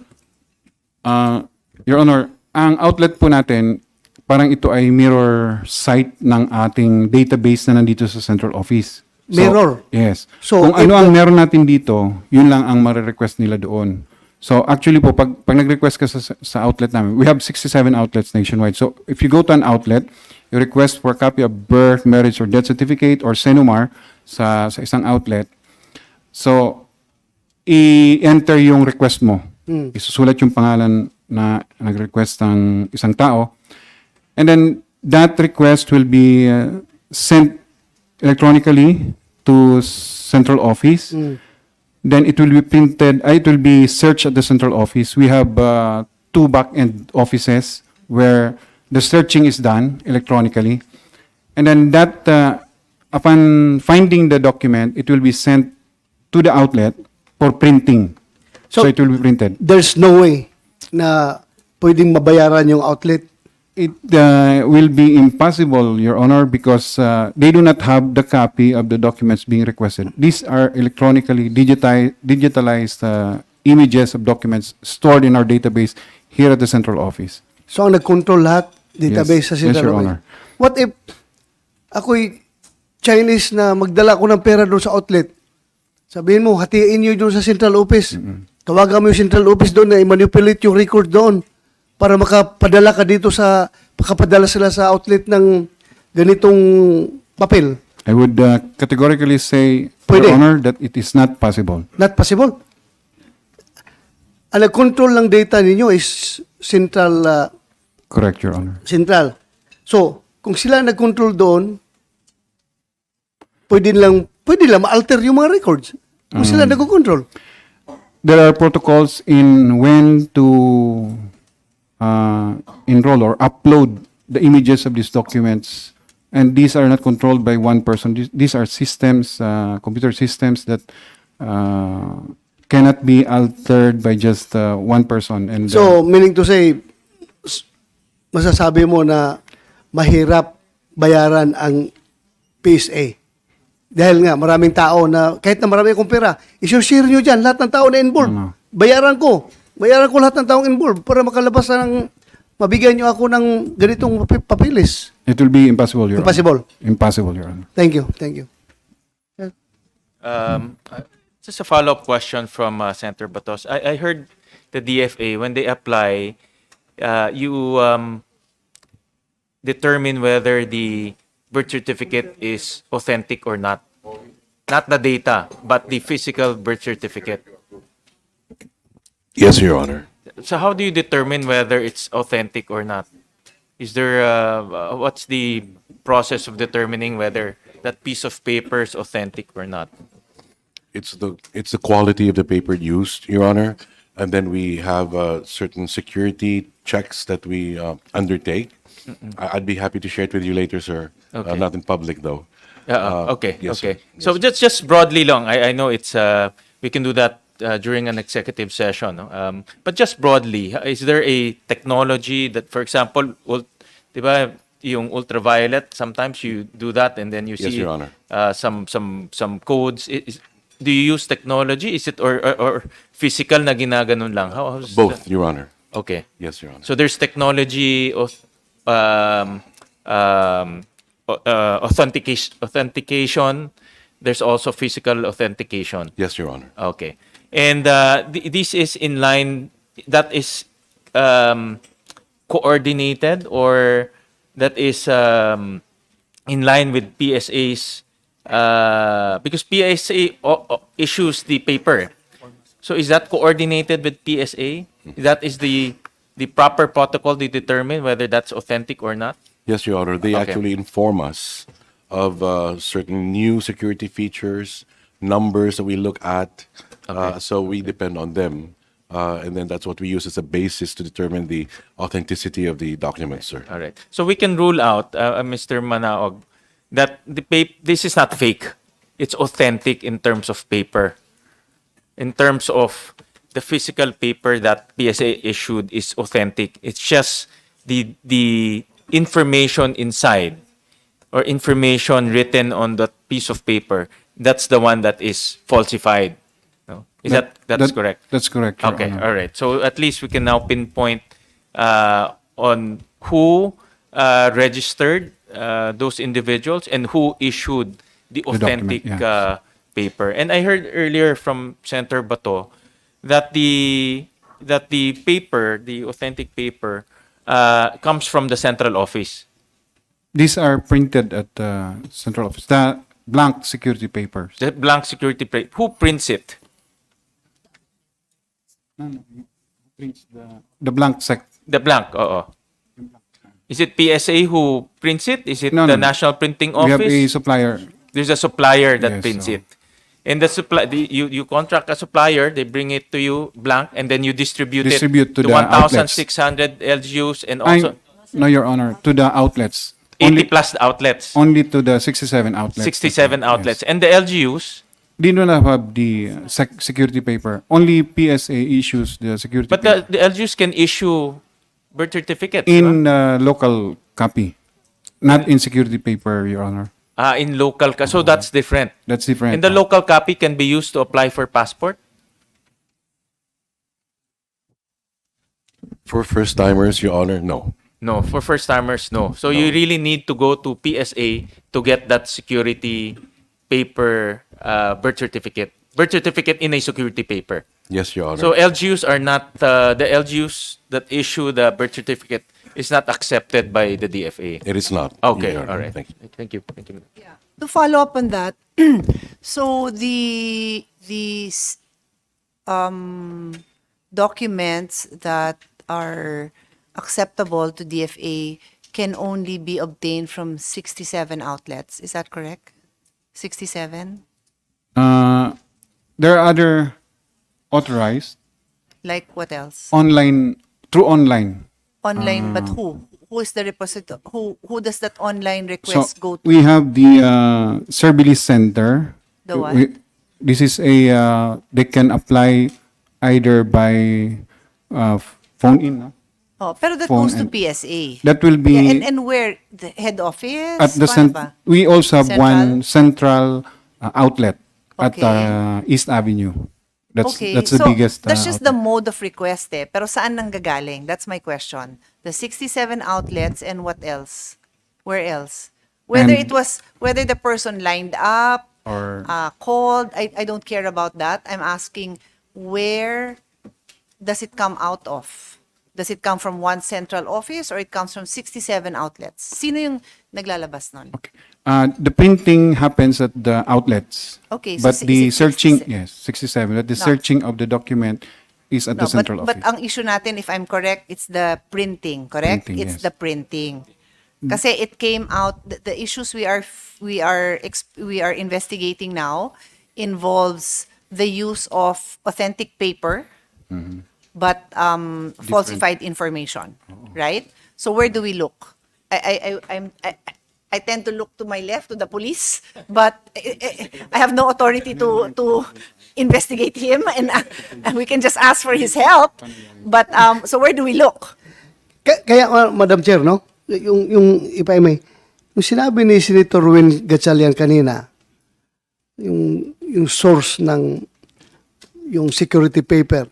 Kasi nung pag-imbestiga natin sa DFA, lumalabas doon na isa sa suspect natin din ay yung supplier nila sa hindi papel, yung supplier mismo ng passport ninyo, di ba? Pwedeng magkakaroon ng leak doon na pwedeng silang naggumagawa. So, sa inyo ba, pwede bang magkakaroon ng leak doon sa supplier ninyo ng form? Hindi. We have a concessionaire that supplies the security paper, blank security paper. Yung blank nga, oh. Halimbawa, sila na mag-discard doon, maglagay ng mga contents, pero official yung papel ninyo dahil That is a hindi, imposible? Could be possible. Possible. Na That, pwede. Pwede doon ang leak. Could be. So, ang dami na natin dapat imbestigahan dito. Ang mga supplier, concessionaire niyo, pwede natin imbestigahan para matumbok natin ito. Dahil kung hindi natin ito masolve itong problema na ito, one day we will wake up na yung puno na pala tayo dito ng mga operatives ng Chinese Liberation Army in-invade ng Pilipinas. We have to learn from history. Yung mga Hapon noon, bago umatake ang Hapon dito, ang dami na nila nakakalat dito ng mga negosyante, mga farmer, mga businessman nandito. Pero pag putok ng gira, yun na, mga official pala yun, mga intelligence officer ng Japanese Imperial Army. So ito, mabigat ito ha, national security pinag-usapan natin dito. Kaya ayusin natin ito na we have to come up with measures na ma-plug natin yung mga gaps. Kaya tayo nag-hearing dito para ma-solve natin itong problema na ito. So we encourage everyone to feel free to say, to cooperate para ma-solve natin itong problema na ito. Yun lang, Madam Chair. Thank you. Well, also follow up to Senator De La Rosa's statement, concern on the leakages of the papers. You have actually informed us that there are instances of theft of the security paper. So what is the status of this theft? And is there just one case of theft? Are there many cases being investigated? Yeah.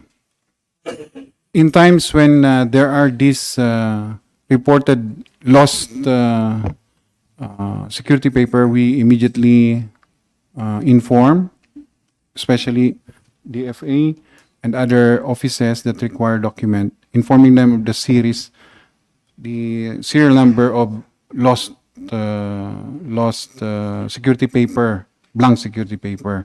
So yes, there are instances that the security paper are reported lost, and Does this come from just one outlet, many outlets? What?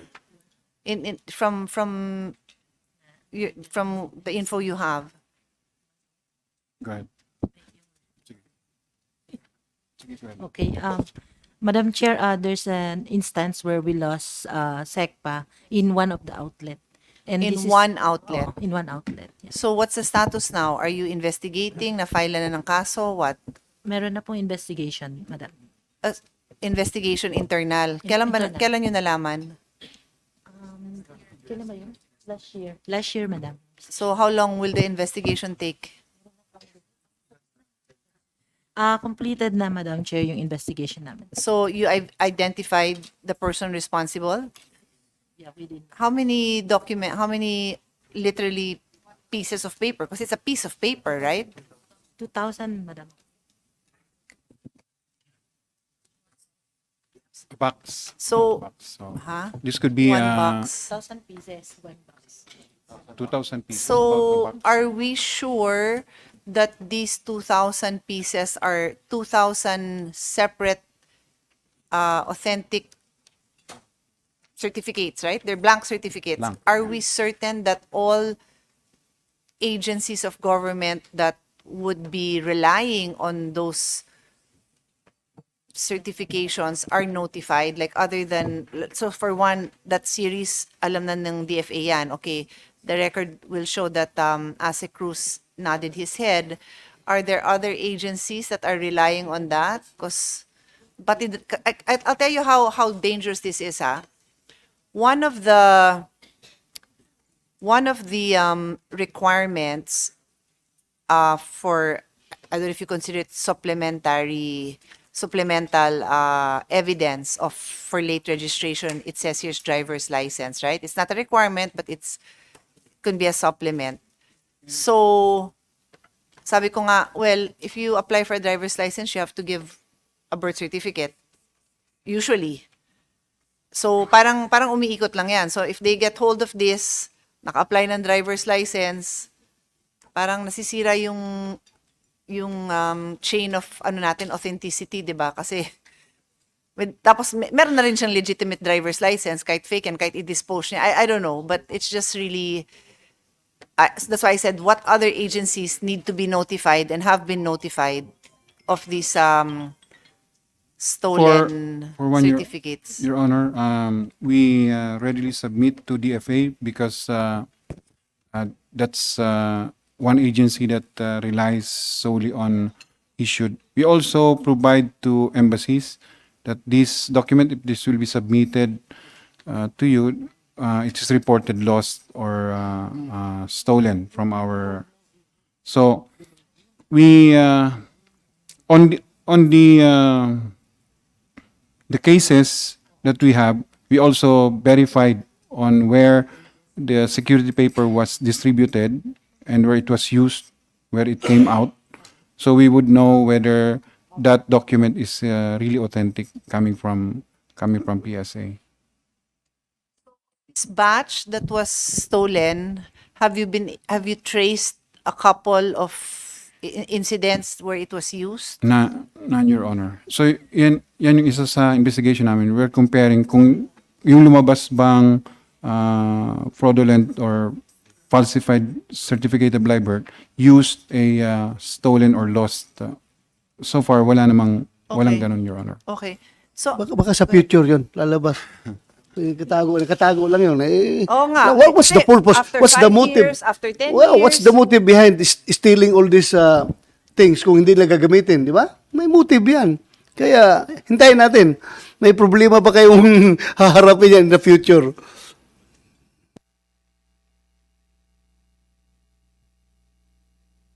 Can we get the report on the comparison of your DFA and PSA?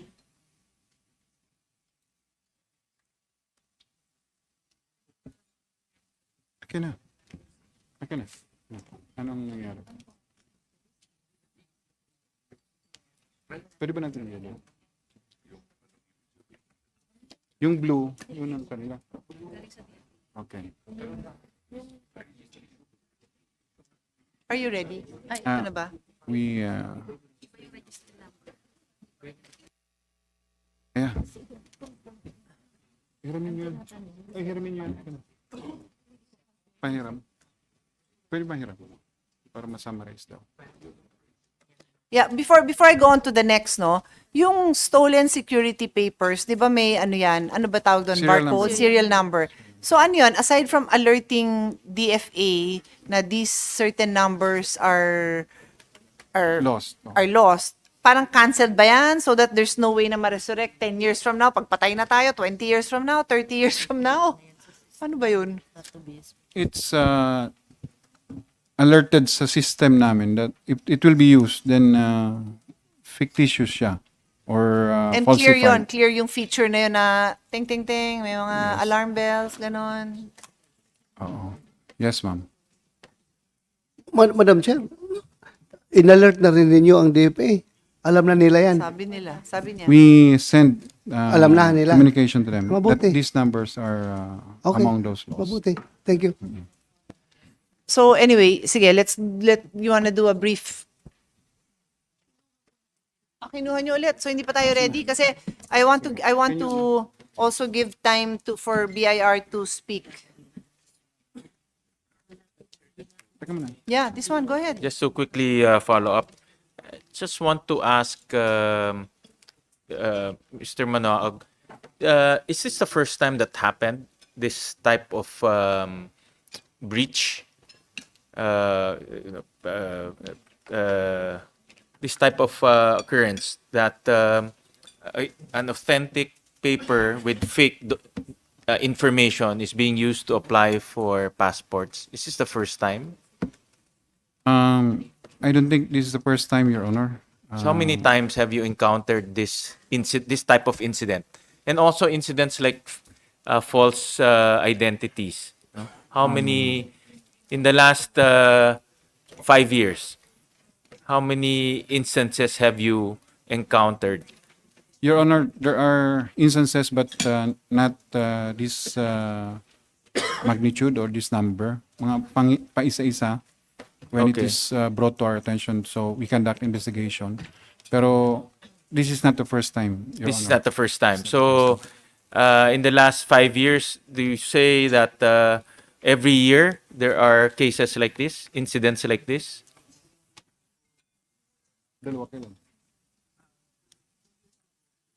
Okay. 2 years ago, we have investigated one, and another one is investigated at currently, Your Honor. Okay. Do you see from your investigation that there is a pattern of this type of incidents? And do you also see an organized group behind these incidents based on your investigation? Yes.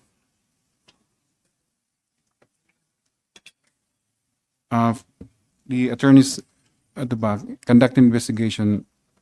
These are more isolated. These are negligence, most likely, of the local civil registrar to verify the veracity of supporting documents submitted to them for late registration. So your opinion, these are all isolated, all of these 7 cases are isolated cases. There's no trace Pattern. of sindikato. May punto, may sindikato bang nag-ooperate? That's my point eh. Based on your investigation. On the investigation, Your Honor, the results showed that unique yung cases ng bawat isang kaso. Pero pare-parehong falsification ng document. Just submit to the committee the number of incidents or number of cases or number of investigations you conducted similar to this in the last maybe last 10 years. No? So we'll we will review submit, we'll see if there's a pattern or not. Yes, we will submit, Your Honor. Madam Chair, yung sinabi ni Senator Wing Gatchalian na mga kaso na inimbestigahan nyo ngayon,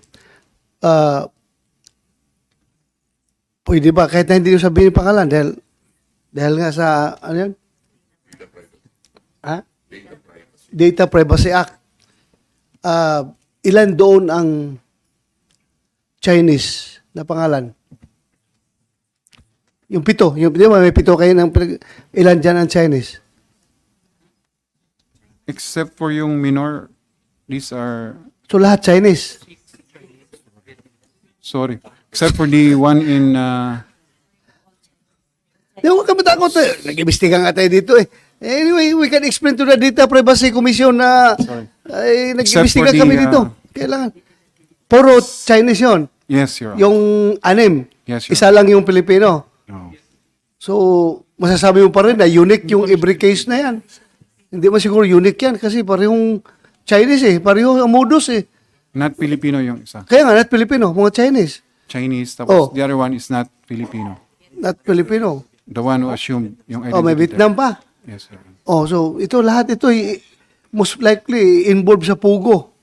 Itong mga tao na ito. Most likely ha. Hindi pa naman tayo pero most likely. Ha? Kaya Yun nga. Pero, anyway, beyond there, kung ano yun, Madam Chair, siguro, baka sa BI na yun na trabaho, yung pag-check kung involved ba sa pugo itong mga tao na ito, yung pito na ito, BI, na-check din nyo kung involved sa pugo ito? Or sino ba dapat mag-imbestiga niyan? Kasi alam ko, PSA, repository nga lang daw sila eh. Bakit pa nila mag-imbestiga kung anong nature of work ng mga tao na yan? Repository lang sila ng records. Yes. Your Honor, for this case, I was invited to speak on a specific case, so I'm not ready to explain, but maybe my other colleagues from the Bureau can provide information. Nandito pala yung NBI. Saan yung NBI? Yeah, kayo yung nag-imbestiga, di ba? Ano to, mga Pogo-related na mga personalities ito? Pardon, Your Honor, the specific division who is on bathroom break. CR lang po, sir. Sorry. Ano, pagbalik niya. Thank you. But the reason I addressed my question to PSA when in the course of Senator De La Rosa's questioning, like Pogo ba yan, is because I would assume that if you see any similarity, and Senator Bato established that at least from the nationality they are the same, then you would also include in your findings or recommendations that you're now forwarding it to NBI. So I don't mind that you pass it on for another agency to take over, but I would suppose he would still be aware kung napasa nyo yon, para kasi kanina before we asked you to compare the actual certificates in the custody, the copy of the certificates in the custody of DFA at saka yung hawak nyo, sabi ko merong bang overlapping, 'di ba? So yun yung, tas umuo ka sa akin, umuo ka. So ano yung overlapping na yun? Tas ngayon sabi mo walang similarity. Ano yung overlapping na ibig nyo sabihin? Kasi I thought it meant na na-trace nyo na lahat ng galing sa ganitong outlet doon na request, 'di ba? Because it could be the registration could be in one area and then the request for a copy could be somewhere else. So I thought may findings ka na ganon. Madam Chair, we compared yung kanina, yung sinasabi namin na what was submitted to DFA, we cannot look into it because ang nandito sa kanila is Xerox copy nung what was submitted. But on its face, are they identical? Yung Okay. sinubmit at yung kopya nyo? We have this one. Anong case number to? This is for the case in Angadanan, Isabela. Oo. The security paper is a legit security paper for Cotabato City. But yung serial number ng document, but the barcodes of the document being requested, this was issued in Tugigaraw. So this is a discrepancy that we see in this document, particular document from meaning Angadanan, the Isabela. certification, The the certificate and the barcode should come from the same location. should be in the same outlet. Okay. And Because- in that case, it did not come from the Did not same. come from the Is same. So- one involved.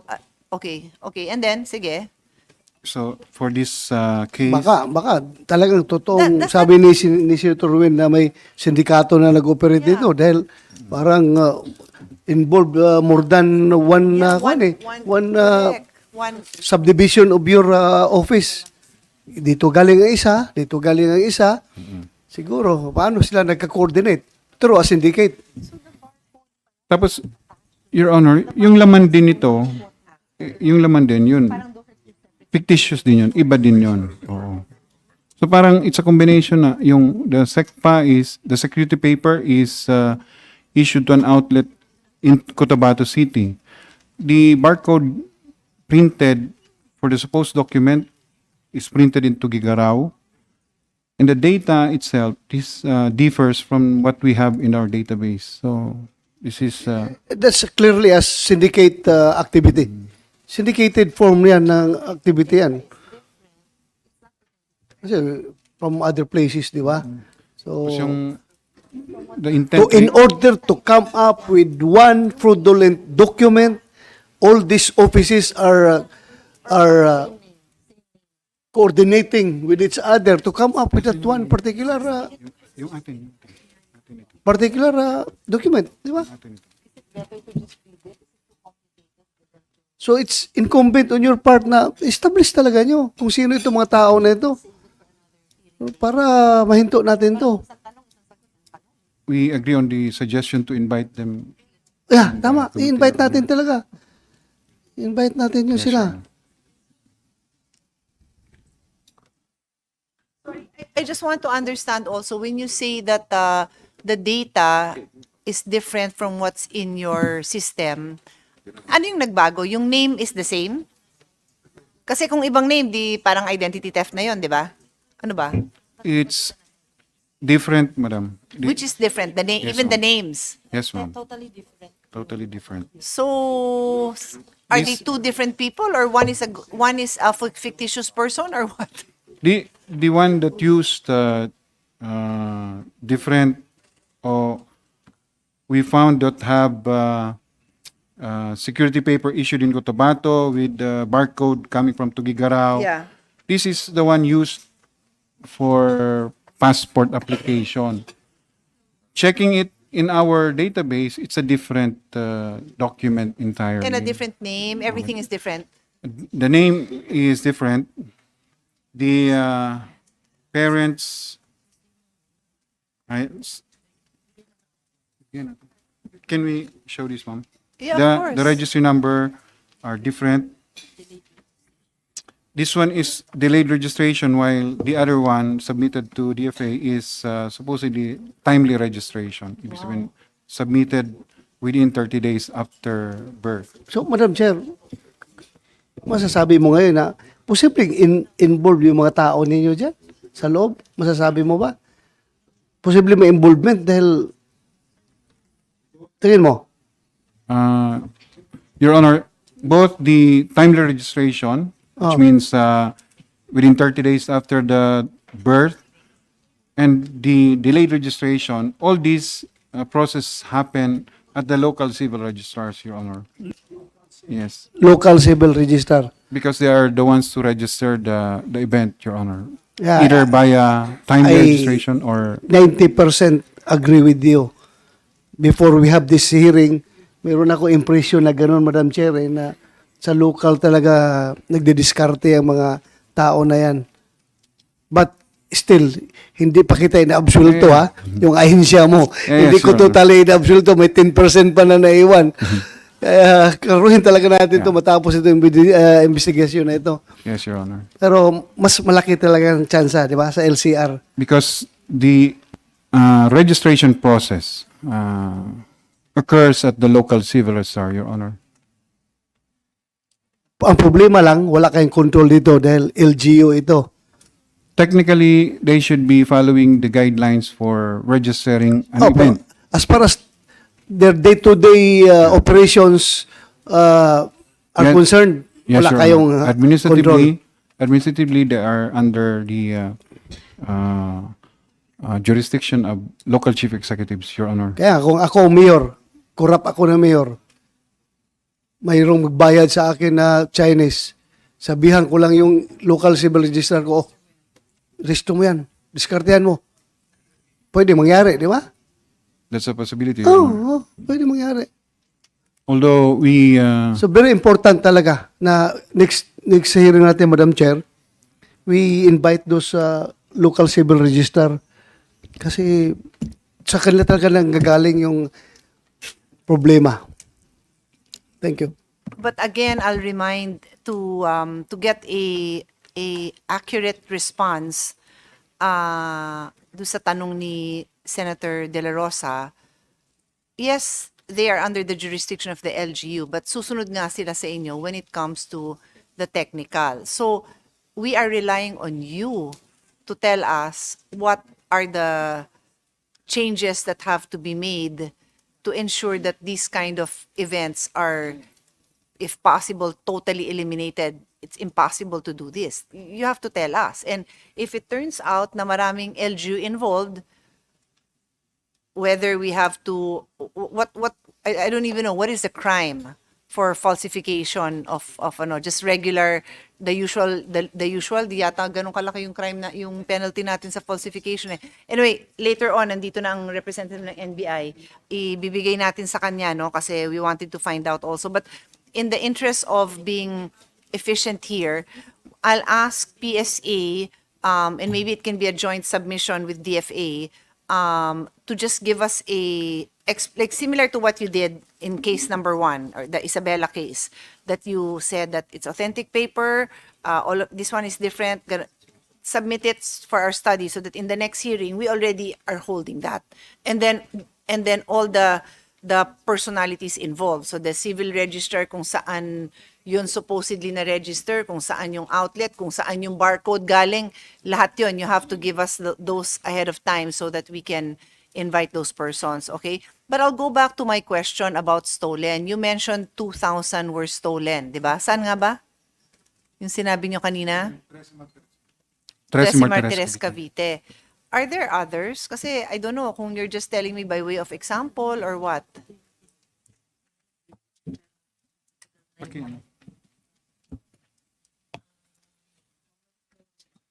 Tsaka sure ba kayo na 2,000? Kasi, One box yun, ma'am. Every oh, pero 2,000? Kasi yung note na inabot sa akin, 12,000 na. Ano yun, nadagdagan ng isang ganon? 2,000 o 12,000? 2,000. Ang sinubmit nyo sa amin in writing is 12,000. So was that a typo? They can show you. 2,000, Madam Chair, based on investigation. It's in words and digits and numbers. So typo pa kaya yun?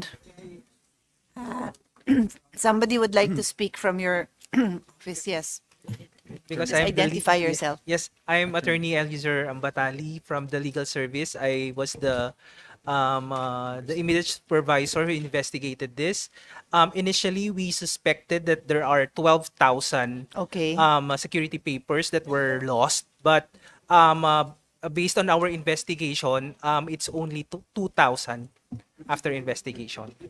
Sige, so So- pagka ganon, you have to send us an updated kasi kung hindi yes. ko pa tinanong, ang alam ko 12, ang sinabi nyo 2, so either duling ako or Yeah. hindi tama yung sinasagot nyo sa akin, di ba? So you should be the ones to correct that information that you submitted to us. That's correct, Your Honor. We will do that, Your Honor. But the thing that I recalled is that when we submitted the report to the committee before, our investigation was not yet over. So Yeah, but Yep. we already established it now na 2, so it would be preferable if you can say na for the record po, yung sinabit namin na 12 ay 2 na ho ang final finding namin. Hindi yung yung ginagawa natin ngayon, ma'am, hindi 12, yung 1 o ay typo, o, di ba? Haba pa ng proseso, just say tell me it's 2. that's Okay. noted, Your Honor. So, are there any others that you want to report? Based on the our submission, there are some that cases that were No, reported. any other stolen? Is your 2,000 just in Cavite? Because Yes. it is Cavite that you submitted. For Cavite, you submitted it's 12,000. And now you said it's 2 for Yes, Your Honor. Cavite. Yes, Your So what about other areas? We will be verifying. I will give the information in a while. In a while today? Yes, Your Honor. Okay. Please. Thank you. Kasi thank pag you. ganon, nagsalita na yung, technically ba, boss mo siya? Nagsalita na yung boss mo, di ba? Dapat nagbe-verify ka na. Kasi tatanungin ko yung boss mo, pag mali yung sinagot niya, tapos hindi kayo nagsalita, di mali yung info natin.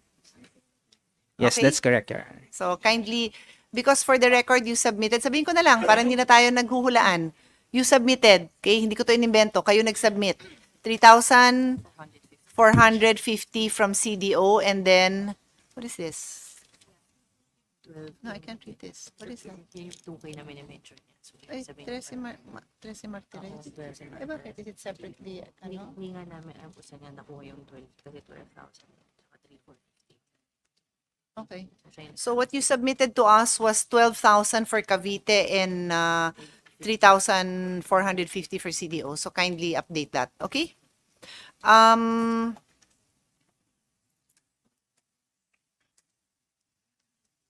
So I'll go to DFA.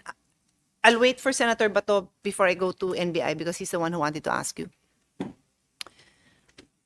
So with respect to the applications for passports, who is that frontliner that interacts with a applicant? Who is that? Is it what is the title of that person? We call that person a consular staff. Consular staff. Yes, And Your- they yes, are DFA employees. Yes, ma'am. They are not third party hires, or they are DFA employees. No, they're not. Yeah. Madam Chair, most of our DFA employees are staff, but we have several encoders who are not. Okay, but they're just encoders. Yes, So yes, to Madam be Chair. clear, when I ask sino itong nag-interact, I guess there's somebody who will just receive the documents. Tama ba? Receive, but who does more than ministerial task? Who are those people who do more than ministerial? Basically checking that the photo is identical, or do you consider that ministerial? The photo, the face, yeah. Who does those? Whatever tasks are beyond ministerial. There are 3 steps, Madam Chair. We have people who verify. Yes, Madam Chair, that the documents are submitted, are genuine, that they tally, that there's no... What does tally mean? Tally with what? Because sometimes, Madam Chair, they write a different name on the application, and then they are missing one letter from the birth certificate. It happens most of the time. Yeah, I'm sure that's very common. Oo. Pero yung ibang-iba naman yung pangalan, hindi naman. Hindi po.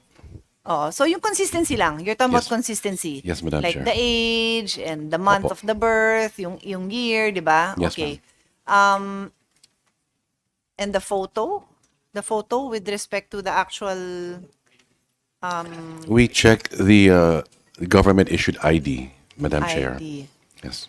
which includes what? Can you enumerate what IDs are these? Right now, the one that we depend on would be the national ID, ma'am. Okay. And then among the other IDs, we also use the driver's license, the PRC ID, the OWA e-card. We have the voter's ID. For first timers, birth certificate is mandatory. Not Yes, Madam Chair. not all these other IDs that you're referring to. You need a birth certificate. Yes, Madam Chair. And one government issued ID. And in addition, one government issue. Yes, Madam Okay. Chair. Okay, so going back, that person doing this important process, particularly with the birth certificate, is what? What is the title of that person? Yun yung sabi mo na consular employee? Yeah, well, we call that a processor. Madam Processor. Chair. So, because what I'm driving at, so just help me out. Who is the last stop in your process in ensuring that the documents or the facts are as factual as can be? That processor, or So- ano yung verification process na yan? So we have the processor po. Okay. And then we have another group that verifies. And then the final one would be the group that would encode the details. And they're constantly double checking everything. Yes, Madam Chair. Overlapping. Yes, Madam Chair.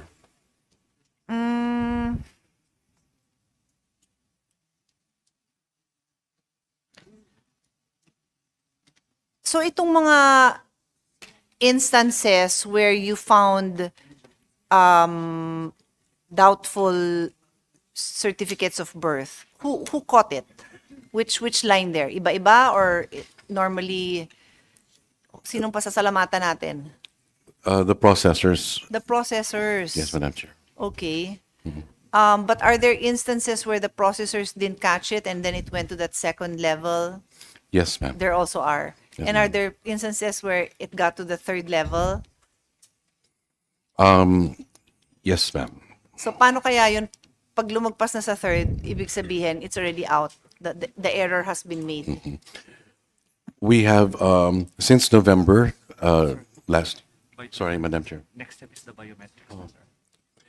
Since November last year, Madam Chair, we have initiated and broadened our investigation, and we determined that there were several more passports issued to non-Filipinos.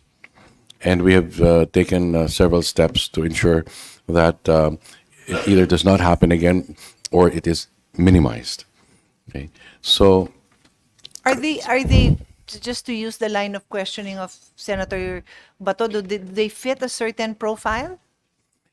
yes, Like Madam a Chair. particular nationality? Yes, Madam Chair. So parang ang hirap naman, may I ensure that I have the intention of PSA and then kasi NBI also. If if it fits a certain profile na paulit-ulit, we have to be very conscious that it's a syndicate then, di ba? We cannot just say na it's not, even though maybe not from the same locality.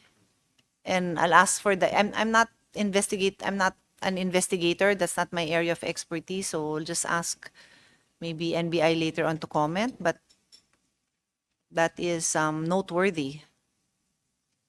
Okay, so you've broadened and ano ba, retraining or is there a need for what are you just like you said you broaden? So what did you do? But when you say you broaden, what did you do? You just train them further or is what do you do? Well, one of the things we did po, was to review all those applications submitted and identify certain areas where there were a lot of first-timers with delayed registration of births. Okay, so thank you for mentioning that. I will go back now to PSA. That's why I was asking the question, how many late registration of adults, how many application of late registration for adults do you receive? Do you have a number na? Yes, Your Honor. For 2022, Your Honor, we have 904,920 late registered. Of these, Yeah, you mentioned that, no? Tas Yes, yung adult, the yun adults- nasabi nyo na yan.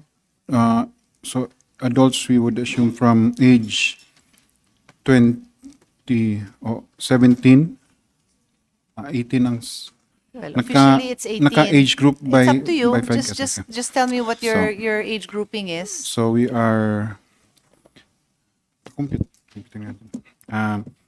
Of the 904,920, yung adult registration 48,827. Okay na. 200 plus 278,096 096 plus 45,899 plus 39,000. 48,827 plus 278,096 plus 45,899 plus 39.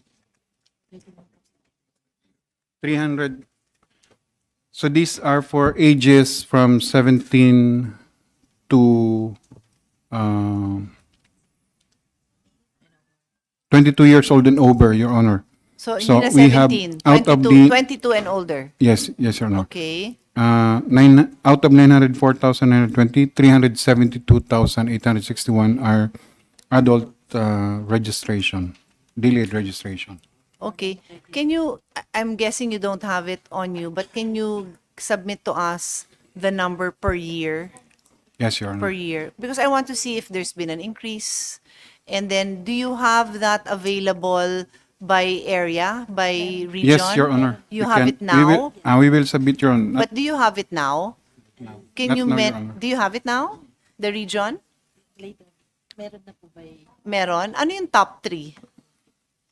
Sige, ma'am. Iano namin, ma'am. Top 3. Siyempre, Medyo NCR. challenge lang kami, ma'am, sa internet dito. Top 3. Pero we can supply that, ma'am. O, di ganito na lang. I can move on, but if we can get the data within today's hearing, that would be good. Because Yes, ma'am. what I will ask you to do is to tell me also if the number of late registrants per region is proportional to the population per region, di ba? Kasi kung I can understand that sa NCR, proportionally, di mataas siguro sa NCR. Then if you tell me in a very small region somewhere, ganun kataas, and then you have incidents now coming from those region, then I can investigate it myself because there seems to be a trend. Okay? Sige. So I'll go back to DFA. When you're ready. Thank you, Madam Chair. We would like to inform the honorable body that so far we have prevented over 100 attempts of 100. foreigners, yes, Madam Chair, in applying for Philippine passports. Right now, we have over 55 active cases. Oh, and you filed cases against them. We Or refer when you say them. cases, you mean that you are investigating. We refer them already, ma'am, to our law enforcement agencies. Okay. And we would just like to share that based on the documents presented, we can actually give the body the sources of where the spurious birth certificates originated Okay. from. Can you tell us now? The highest number came from Pasig City, Wow. Is Pasig here? 39, Sorry? 39 birth certificates, Madam Chair. Wow. The So, second, so just for the record, no, we'll be sure that the civil register from Pasig is present next week. Next hearing. Yes, go ahead. the second, Madam Chair, is Santa Cruz, Davao del Sur, with 21 Santa Cruz, Davao del Sur. delayed registration of births. Sandali lang ah. So, Mr. Lebria, you're aware of that you have a high number in a civil what do you call it? LCR under, basically within your jurisdiction, you're aware? Madam Chair, I'm sorry, this is the first time to hear that number. Really? Madam Chair. So, Mr. Manaog, these things were already brought to your attention during the budget hearing last November. So, paano ba yan na di kayo aware and you're not doing anything about it? Ma'am, You know, I'm ganun- very hesitant to call a Blue Ribbon Committee hearing because I assume that the government agencies involved are doing their jobs. I don't want to do your job for you, and I don't want to embarrass anyone. And if a resolution is filed or if the Blue Ribbon alerts me, I don't even automatically assume that I will have a hearing because if you're doing your job, I'll give you time to do it. But this was last November. So December, January, February, March, 4 months. And he doesn't even know that ang daming nangyayari sa kanya unless iniimbestigahan mo siya na hindi niya rin alam. No, ma'am. Yung investigation was revolved on the what was referred to us by DFA. That's one case for that particular So ibig LCR. sabihin, hindi rin kayo nag-uusap na it's one of the top numbers. Yes, ma'am. This number came out today, but on what we are investigating, this was referred to us by DFA for verification. So we investigated on those documents. But, We but would- it also tells me that on your own, you were incapable of finding out also. Diba? In other words, if you didn't hear of it today, if you did not call a Blue Ribbon hearing today, you do not know that this is happening. You do not know. Yeah, this is triggered by what was submitted to other offices and then referred to us. On our own, On your own, you do not know. That's Yes. it. That's part of the problem. No, I mean, if you tell me our systems do not alert us, then we know we have a problem. And most likely, I will ask you to submit the possible solutions because you know your office better than I do. Yes, ma'am. Ma'am, on this case, ma'am, the DFA and the PSA has come into a memorandum of agreement through what we call e-certification. This is ahead. primarily to address the submission of illegal documents. So what we do in this e-certification is that DFA and PSA gets into sharing data sharing agreement wherein the applicant for a passport would apply for a document, and the applicant will no longer submit physically the document to DFA. DFA will now directly get the document from us so that it will be direct government to government transaction. That's the memorandum of agreement has been signed, and we are crafting now at this time the When was it guidelines. signed? Last January 24, Madam. So ngayon Madam lang. Chair. Yes, ma'am. Like, okay. Well, okay, so that's a good solution. So include that in your written submissions on what your other solutions are. But may I just put on record that because when I ask you like why do you not know, tas sabi mo kasi yun lang naman yung info Triggered na na. na-pass on sa inyo. So I'm aware that there is an interagency committee against passport irregularities, right? And the members of this interagency is DFA, DOJ, DILG, BSP, BI, NBI, PNP, POEA, and NSO, which is now PSA. So you're a member of that. This was established in 1993. And then I'm not aware of what transpired between 1993 and the present, but I know that as of October 18, 2023, the deliverables of the interagency is for DFA to share the active directory and circulate to the group, to institutionalize quarterly meetings, to circulate this is all on DFA side. DFA to circulate a concept paper and include what plans and actions are needed to be undertaken. DFA to include training on investigation and interviews, and DFA to ensure that they receive the interview questions from BI and NBI. So, well, at least what I see is all on the end of DFA, no? So, as of October. So, I'm just surprised that if I didn't call this meeting, and that's why I go through pains explaining that it's not my heart's desire to pull you all out of your offices. But apparently, if I didn't call this meeting, then you don't know. Or this hearing.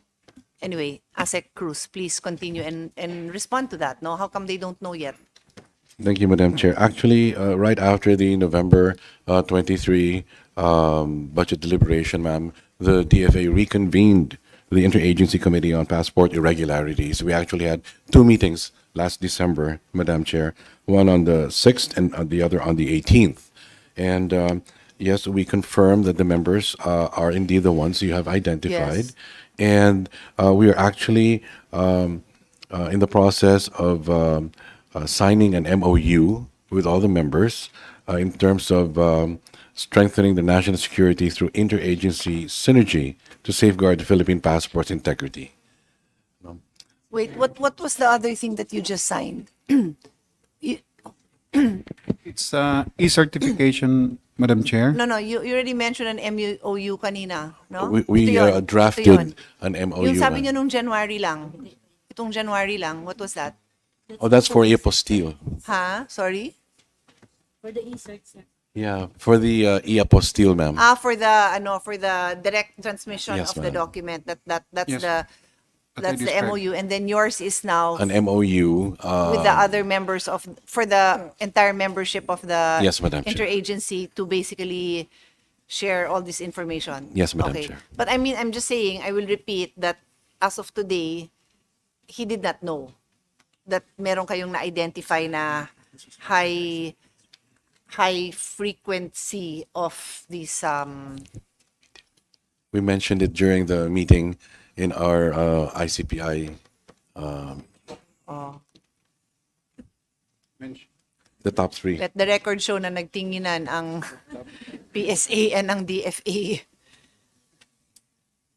The top Anyway. three sources of So now you know. So you mentioned the top two was Pasig City, and then Davao del Sur, and then what was that? Do you want the third? I just randomly asked for the top three. the third is Manila, ma'am. Sorry. So I know if I'll wait for them, I'll go ahead. The third is Manila, Madam Chair. The fourth is Quezon City. Ah. Okay. Anyway, you'll give us a complete list. We will, Madam Chair. Thank you. Okay.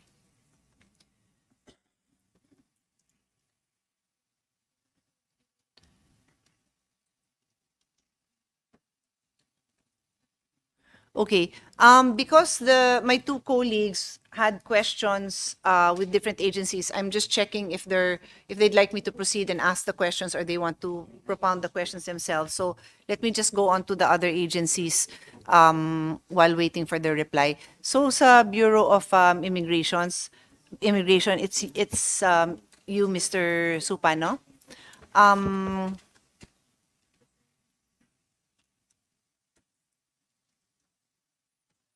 Yeah, so can you tell us what do you have numbers similar to DFA in terms of how many incidents do you have, whether it's in a month or in a year, in terms of encountering suspected and then later on confirmed cases of the use of either fake documents or fake content? Madam Chair, is it possible that my other course. colleagues, Of to course. present Of the course. figures? Yes. Just make space, please. Can you just move a little bit? Or you can let your colleague sit down. Yeah.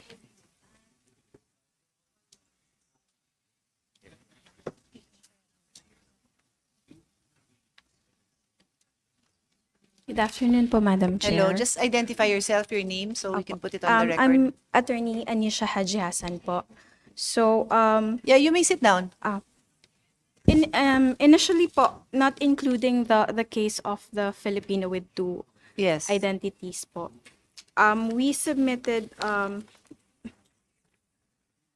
17 names po for and endorsed to the NBI for investigation. 17 names from what period? Since when? For this year? Last year? These are consolidated na for different years. So 17 lang naman ang na-intercept nyo Yes po. over a span of a few years? Yes, Madam Chair. Okay. So, And do they involve Filipinos or foreigners or what? foreigners, majority Majority are foreigners Yes, who you're seem to have obtained different a Philippine passport. not necessarily passports po, various Philippine issued Documents. So you counter check sorry, say that again. Not necessarily passport, but they were, for example, some were intercepted in a parang operation of one of our offices, and then they were Okay. found in possession of of fake or like birth certificates and or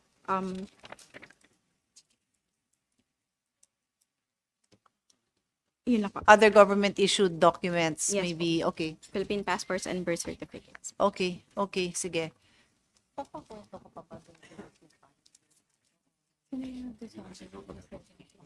Okay. Ito po yung pinurnish naman sa NBI.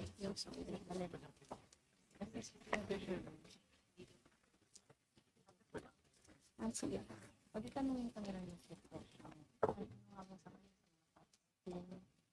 Sa BIR. Okay.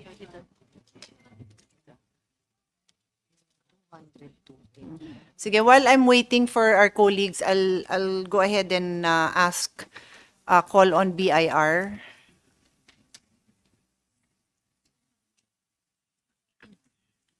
Did this statement come from them? Or no? Saan galing yan? 202. BIR Commissioner. BIR Commissioner.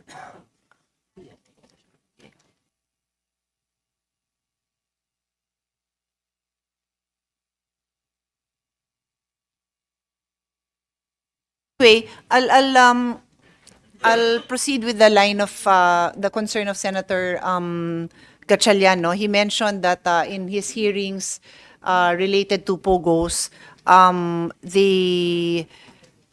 they actually had an ocular inspection and a number of Philippine-issued government documents Philippine government documents were seen. And the question he is raising is the lack of personal appearance in obtaining these documents. So my question to BIR, and this is Attorney Tibayan, what is your requirement for the issuance of a TIN? What is the process? Ma'am, just a clarification kasi I was also the one who prepared the report for Okay. I think it committee on women po. Okay, sige. Gender ba? Yan? So feel free to Yung findings po kasi ng elaborate, report namin, while the foreign nationals were duly registered, kasi po sa BAR naman, we try to capture as much taxpayers as possible. Yes. And to be clear to the public that may be listening, hindi bawal na magkaroon ng TIN ang isang foreigner. Yes. Kasi kung nagtatrabaho siya dito, dapat nga may TIN siya, di ba? Dapat pa nga talaga may TIN. At magbayad siya ng tax po. At magbayad siya ng tax. So walang problema na meron. Kaya nga ang binanggit ko na katanungan is what is the process to obtain a TIN? Because, and pause muna, whether it's with PSA or DFA, does this TIN, and TIN is a tax ID, right? That's what it is. It's a tax ID. Can they use that as suppletory IDs? Not with DFA. How about sa PSA? Nagagamit ba yan for dun sa late registration nyo, di ba? You accept other types of IDs. Yung TIN ba tinatanggap nyo rin? Ma'am, hindi gaano kasi wala siyang date on birth, date of birth, wala ring place Okay. of birth. So, more on the name lang yun, ma'am. Okay. Yung ni-require namin, ma'am, yung names, ay government-issued ID that can supply the requirement for name, Birth. complete name, date of birth, place of birth, and preferably kung may parents. Kaya, number one dun sa list, parang baptismal certificate kasi kompleto yung data, ma'am. Okay. Anyway, so back to you. Just to clarify po, yung TIN po, ang details po niya, yung ID mismo, is the TIN number, complete name, address, birth date, and the issuance date of the TIN. Issuance date of Apo. TIN. Okay.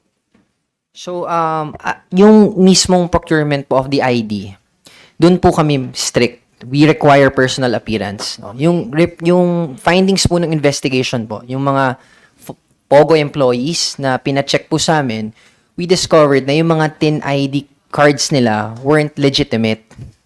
So, they were validly registered sa amin. Unfortunately, yung mismong card, kasi po may QR code po yan eh. So, that's a way to authenticate using our ORUS system. Yeah. Kung legitimate nga po yung ID, and it seems that pinaprint po nila sa, hindi ko po alam, sa labas yun or sa So recto. in other words, they went through the process of applying because they are in your database. Pero yung parang physical proof nila of that ID is fake. Kasi po, when you register with us, that's how we make it convenient. The employer can register for the employees as long as duly authorized and the proper documentation. Pero when they ask an ID card from us, that's where we become mas strict. Because we don't want them having fake IDs po. So So yung, if no ID is requested, then the employer can process the TIN application. Yes, opo. Okay. So I guess ang nangyari po nun is yung mga TIN ID po, siguro naisip nila, ay kailangan pa mag-appear personally. Wag Baka naghanap na lang sila ng parang tinatawag ng iba, fixer, ganyan po. Minsan po But actually, what is the use of that ID for them? um, Maybe they use it as an ID. possibly po, to present sa government agencies. Pero pag chinek po namin yung QR code, skinan po, hindi po kami nag-issue ng mga Okay, yan. I understand. Is there anything else you want to add? That's all po, Madam Chair. Sorry, one last question. No? When you say na yung TIN can be facilitated by the employer with the proper authorization, so ano yun? Parang letter authorization, tapos proof of employment, ganon? SPA po, yes po. And then, proof of employment, yung contract po, or yung until what date, hiningi namin hanggang kailan po sila employed. And then, valid government IDs po ng employees. Yun po yung mga requirements. Okay. Sige. Okay, thank you.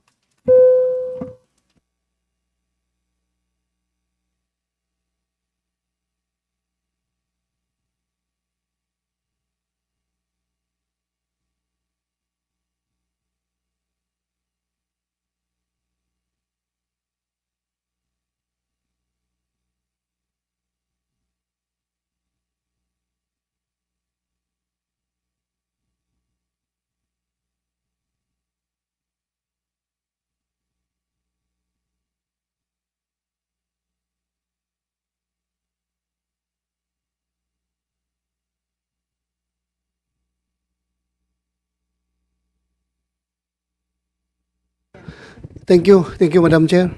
Ay, wait lang. Yeah. Just before we proceed, Senator Bato, what is this? This is yung binibenta so what we see now are screenshots of tins that are available and also other government IDs. Being offered for sale. Okay, so I guess we can take this up with MBI, no? Okay. Sige. So, Senator Bato will take the lead in asking questions from NBI. Thank you, Madam Chair. NBI, di ba kayo nag-imbestiga noon? Itong kaso na ito? Itong 7 or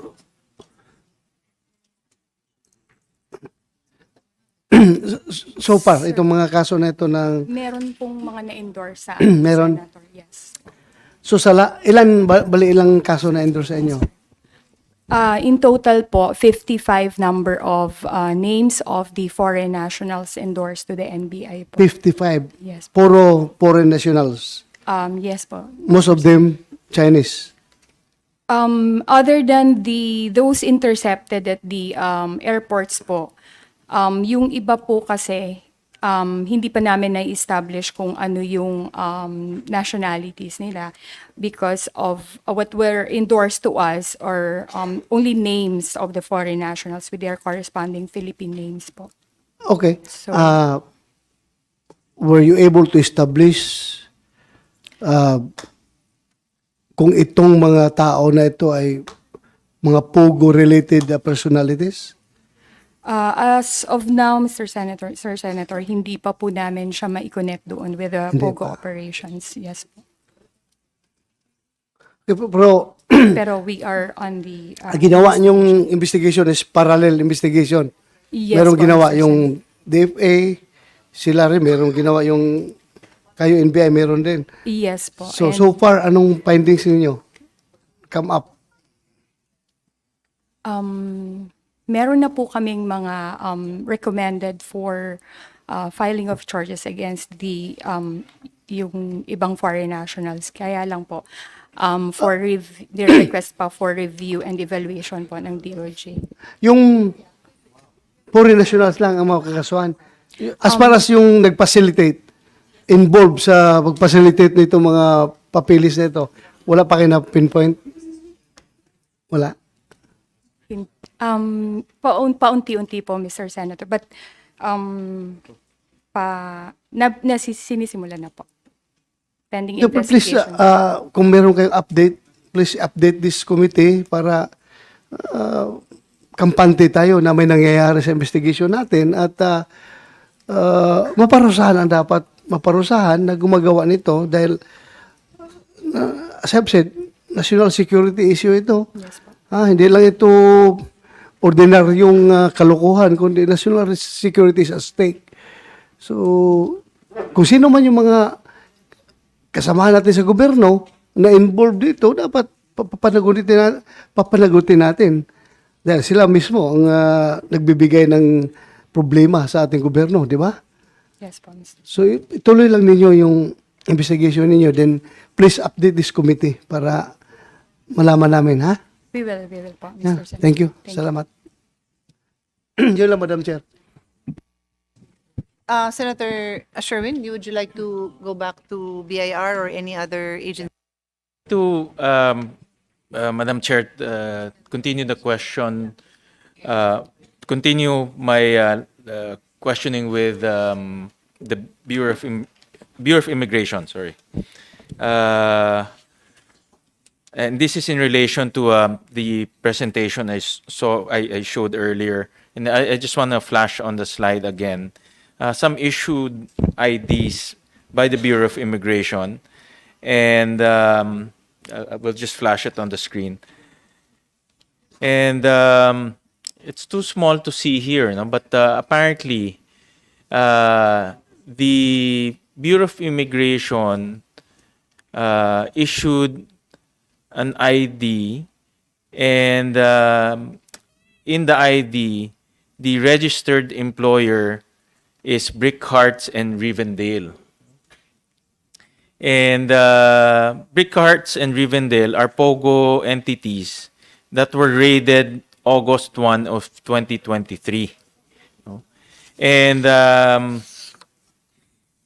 these IDs were recovered November 30 of 2023. So in other words, the registered companies were already raided and closed down 3 or 4 months prior to the November raid. And would like to inquire from the Bureau of Immigration, how come these IDs are still being used even though after the original company, Rivendell and Brick Hearts, were already closed down 3-4 months ago? Sir, our colleague will speak on the Go matter. ahead. Go ahead. So in other words, even though they're closed down, sarado na itong company, they're not allowed to operate. But these individuals still carry a live current BIID whose registration are under the previous companies who were raided and closed down. So these are just a few of the individuals that were apprehended during that time. But we don't know how many of these individuals still carry the same ID going around in our country and showing valid IDs issued by the Bureau of Immigration. So, paano nangyari ito?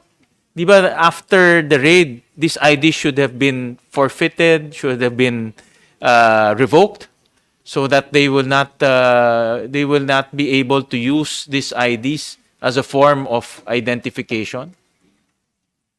Go ahead, sir. Good afternoon, Madam Chairman, Your Honor. Fortunato S. Manahan Jr., the Chief of the Intelligence Division of the Bureau of Immigration. Yes, Your Honor, we agree with your observation. With regard to the Rivendell and other companies that you mentioned, Your Honor, as far as we can remember, there were like 4 big operations that was conducted last year: the Smart Web, Sinchuang, Hongtai, and the Rivendell. We want to share to this committee that all those registered foreign nationals under those companies, their ACRI cards and the visas were all revoked already, canceled and revoked. Um, Weeks or months after the raided the operations conducted against those companies. With regard to the ACRI cards found on those companies, yes, we agree because Mr. Chairman, Madam Chairman, yun po yung the usual illegal activities na ginagawa. Jumping from one company to another, that's the reason kung bakit po namin kinakancel ang kanilang mga ACRI cards in violation of the condition of their stay. Meaning they're not supposed to be working on that company, pero still sinicircumvent po yung law. And once we found out that they are doing those kinds of illegal activities, definitely we will recommend the immediate cancellation and revocation of their visas and ACRI cards. Thank you, Mr. Mas is the process because in this particular case, the raid happened August, but November they're still holding the IDs. So how fast can you? What is the process of revoking these IDs? Because it's already been established that Rivendell and Brick Hearts are illegal companies. But these cards are still valid even after 3 or 4 months after the raid. Yes, Your Honor. The physical card, valid pa rin ho. Pero in our system, it's already canceled and revoked. Meaning, if they intend to transact, to convert or to extend or to move to another visa, yung system po namin mag-hit that the iCard in their possession are not valid anymore, and there should be a charge against them because they were involved in a previous illegal operation ng mga law enforcement agencies. Pero the physical card po, it would always say na it's valid unless na kami po ang makahuli and we will destroy the card. I strongly suggest that the physical card should also be confiscated because in our country, physical cards matter. No? We all know that our government agencies, they're not interconnected. There's no way for one government agencies to check the validity of information through the other government agency. It's the physical card that matters in our country.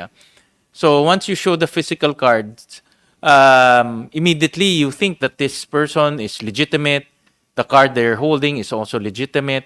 But we're talking about crimes. We're talking about those are human trafficking syndicates that were apprehended, and yet they are carrying valid IDs. Even though you're saying in the system it's not valid, but I think it's better to just confiscate it para hindi nila magamit. Yes, Your Honor. In those cases, yung operation po na yun, yung BI po is not the lead agency. So any turnovers of that Bureau of Immigration documents or cards, definitely the Bureau of Immigration will destroy those cards and for them not to be able to use it. But these are valid cards, meaning these are issued to these individuals, to these foreign individuals, legitimately. Yes, Your And Honor. in your process, do they have to go to your office physically to determine that they are present here in our country? Meron pong activity ang Bureau of Immigration every year, first 3 months of the year. We call it annual reporting. So they have to present that card together with their passports. But do they have to go there physically, personally? Yes, Your Honor, but there's an innovation na introduced that soon it can be the use of the technology pwede rin magamit to ease up the line and to make the annual reporting comfortable sa mga foreigners. Okay. And then the purpose of this BIACRI card and the BIIDs, what is the purpose of these two documents? Your Honor, yung ACRI card, may mga categories po yan eh. I think there's like 10 colors of the ACRI cards. One is for the tourists. If you stayed here for like 59 days or more, you have to mandatory register, and a physical card will be issued to you. If you're staying as a tourist and if you intend to convert your tourist visa to another visa, meaning permanent or an immigrant or non-immigrant, you will be issued again an ACRI card corresponding to the visa that you're applying. Because what we are seeing in this Pogo, trend in Pogo is lumilipat-lipat lang sila. They move from one company to the other company. So in other words, they use the same document to move around. No? So anong nangyayari? You raid one, but they move to another company. You raid another one, they move to another company. And for me, what's concerning here is the validity of that document, and of course the physical possession of that document.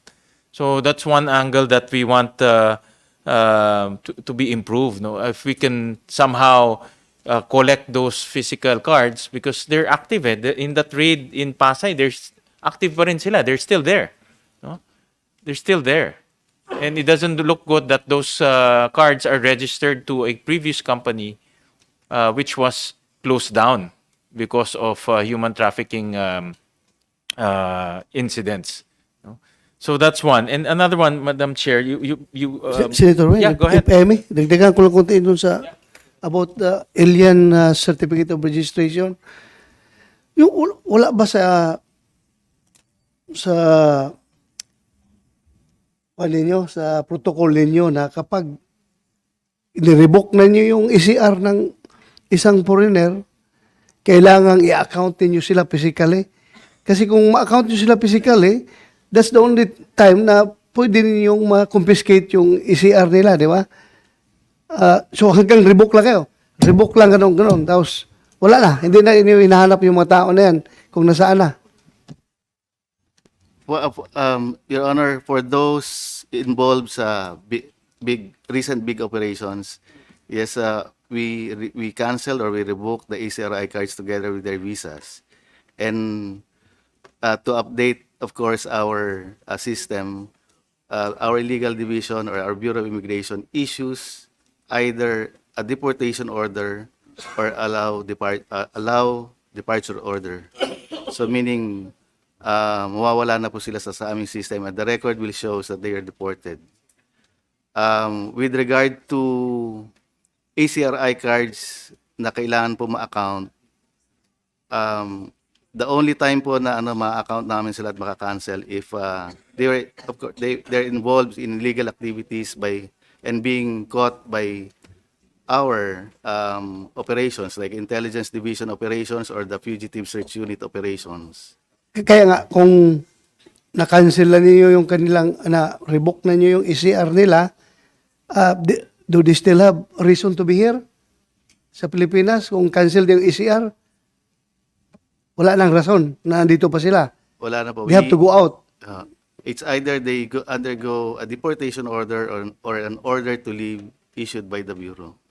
So, yun nga, kung wala nang rason sila, they have no more reason to be here because their ACR is already canceled, dapat physically i-account niyo itong mga tao na ito. Kasi kung hindi natin na-account, hindi natin na-deport, sabi nga ni Senator Win, palipat-lipat lang yan. Lipat dito. Pag na-read yun, lipat na naman doon. Lipat naman doon. So, hanggang aabot sa ang punto na yung krimen nila, string of crimes na ginagawa nila, walang katapusan yung krimen nila kung hindi natin na physically account itong mga tao na ito. So, I suggest kayo sa BI, dapat i-account niyo physically ito dahil revoke lang ninyo yung ECR. Afterwards, wala kayong actions taken. So, tuloy-tuloy lang rin sila. Not unless mahuli sila sa police for any crime, tapos mapasok sa system ninyo yung, revoke na pala yung ECR na ito, custody natin ito, then subject for deportation proceedings. So, ganun lang tayo, kapasive. So dapat active tayo para mahinto na yung mga krimen na patuloy-tuloy na ginagawa itong mga tao na ito. And, yung na-involve sa barilan ng doon sa Port Boniface sa BGC. Yung na-involve doon sa anti-kidnapping group ng PNP. Oh, yung tao na yun, kung sigurado ako, ganun din yan ang sitwasyon noon. Kung na-account ninyo yun, hindi na yun ma-involve sa another crime na kidnapping. Kung in-account ninyo, sigurado ako, membro yun ng Pogo na palipat-lipat gano'n, na nawala ng trabaho dito, lipat na naman. Tapos nag-devise ng diskarte na ma-involve into kidnapping. Pagkatapos sa kidnapping, ito na, may baril pa. So, wala na sana nangyaring gano'n kung in-account ninyo. So, please confer with your boss. Pwede gano'n ang gawin natin. It might be expensive on our part. It might be laborious on our part. Dahil hanapin mo talaga yan sila di ba? Pero dapat meron kayong sistema na pag sinabing itong tao na ito, located kagad, doon yan, sa pugo ni ganito, ganon. Doon yan nakatira. Account na kagad natin physically. Di ba? So, kung lang yan, mga proactive measures na pwede natin gawin para ma-stop itong mga string of crimes, Pogo-related crimes na nangyayari.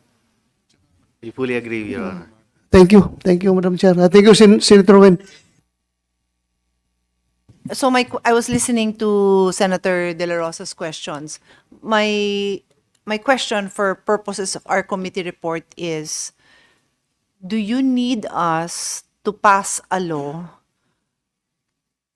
that allows you to deport if there is already a withdrawal of this ACR for certain reasons? I mean, it may be withdrawn because at the moment wala siyang trabaho. Hindi naman yun, di ba? Di naman tayo, makatao naman tayo. Pero pag na-withdraw yun because that person was involved in illegal activity, so obviously there was due process and a hearing already held, maghihiring ka pa ng another? Because under your procedure, you have a hearing before you deport. But technically, there would have already been a hearing of some kind for that ACR to be revoked. So that's my question to you. You can study it, you can answer me, but I need to know for purpose of my recommendations in the committee report. Thank you, Madam Chair. Madam Chair, meron ang Bureau of Immigration po merong new bill na sa Congress. And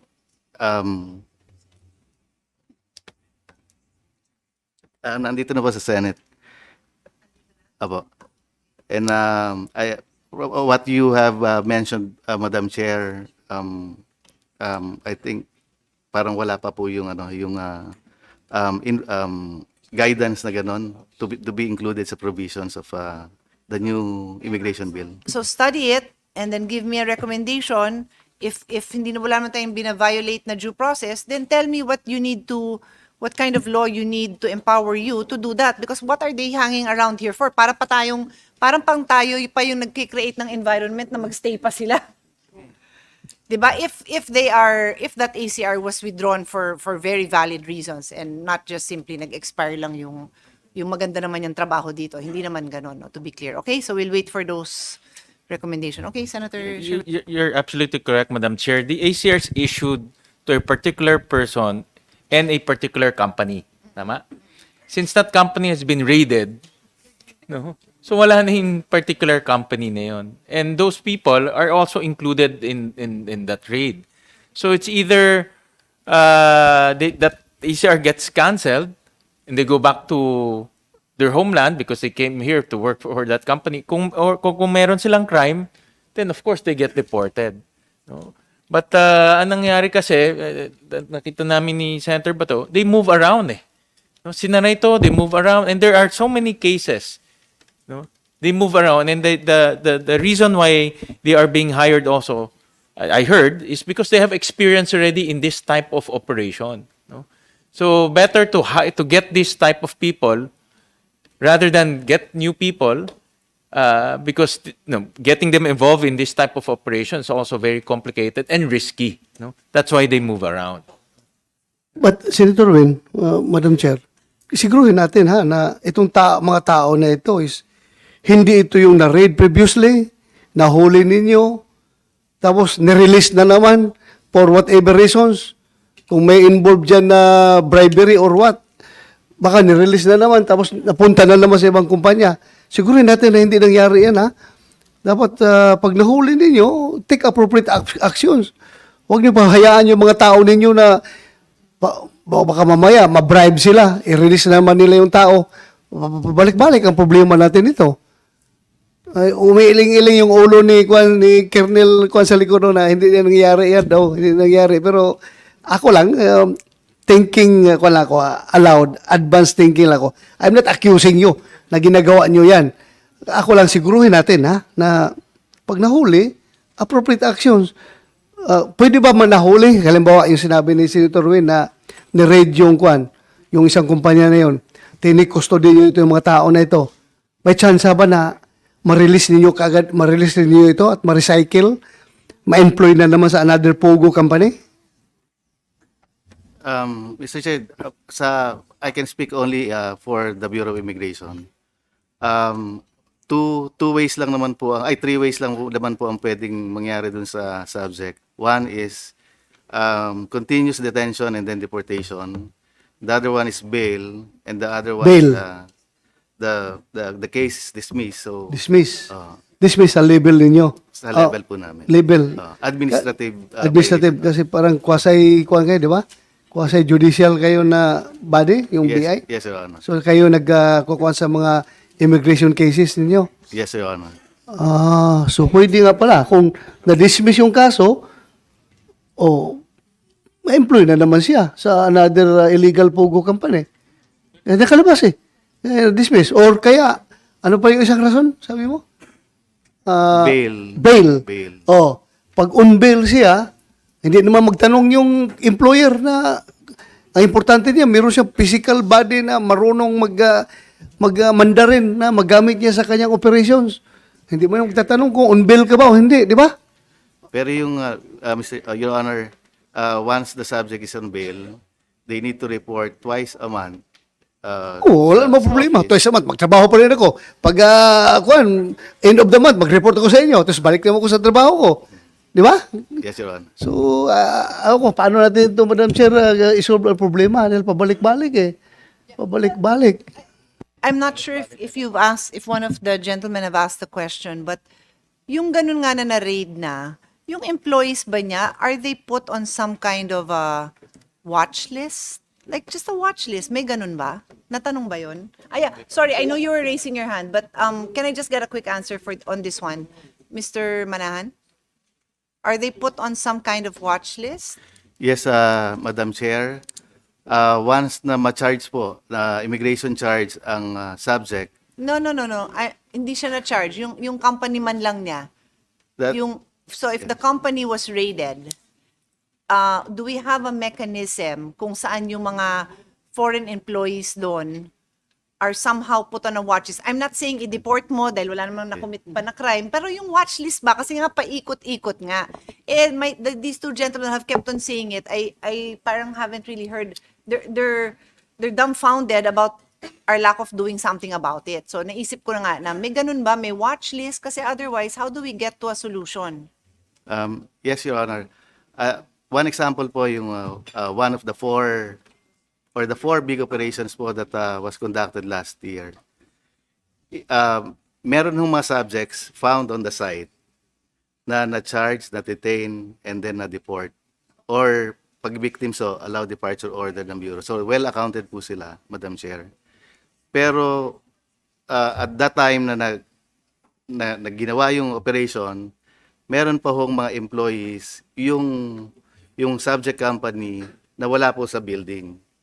So, may action din pong ginawa ang Bureau doon kasi nakita po natin na under that company which was recently canceled by the PAGCOR, meron pa hong mga ibang employees na wala ho doon sa operation. So, what the BI did, kinancel na rin po at nirevoke na rin po yung mga visas and the ACRI cards, chinarge na po yung mga yon at nilagay po sa watch list. yung mga names. Telling me, us, that that's the SOP na. Yes po. Okay, if you have that in some kind of guidelines or ano nyo, policy ano nyo, just share it with us. I'd like to recognize our Senate President. Thank you. As you know, I included in my opening statement that the Senate President had made note of all these reports and had immediately referred it to the Blue Ribbon Committee as early as last year when we had our budget session. Mr. President, the floor is yours if you'd like to say something. No. But I'm taking note, Attorney Tejano, you're next. But of course, we give way to the Senate President. Thank you very much, our dear chairperson. Ma'am, thank you so much for having this. I know you're very busy, and we just wanted to take this opportunity to be able to iron out certain things, particularly with the issuance of mga public documents.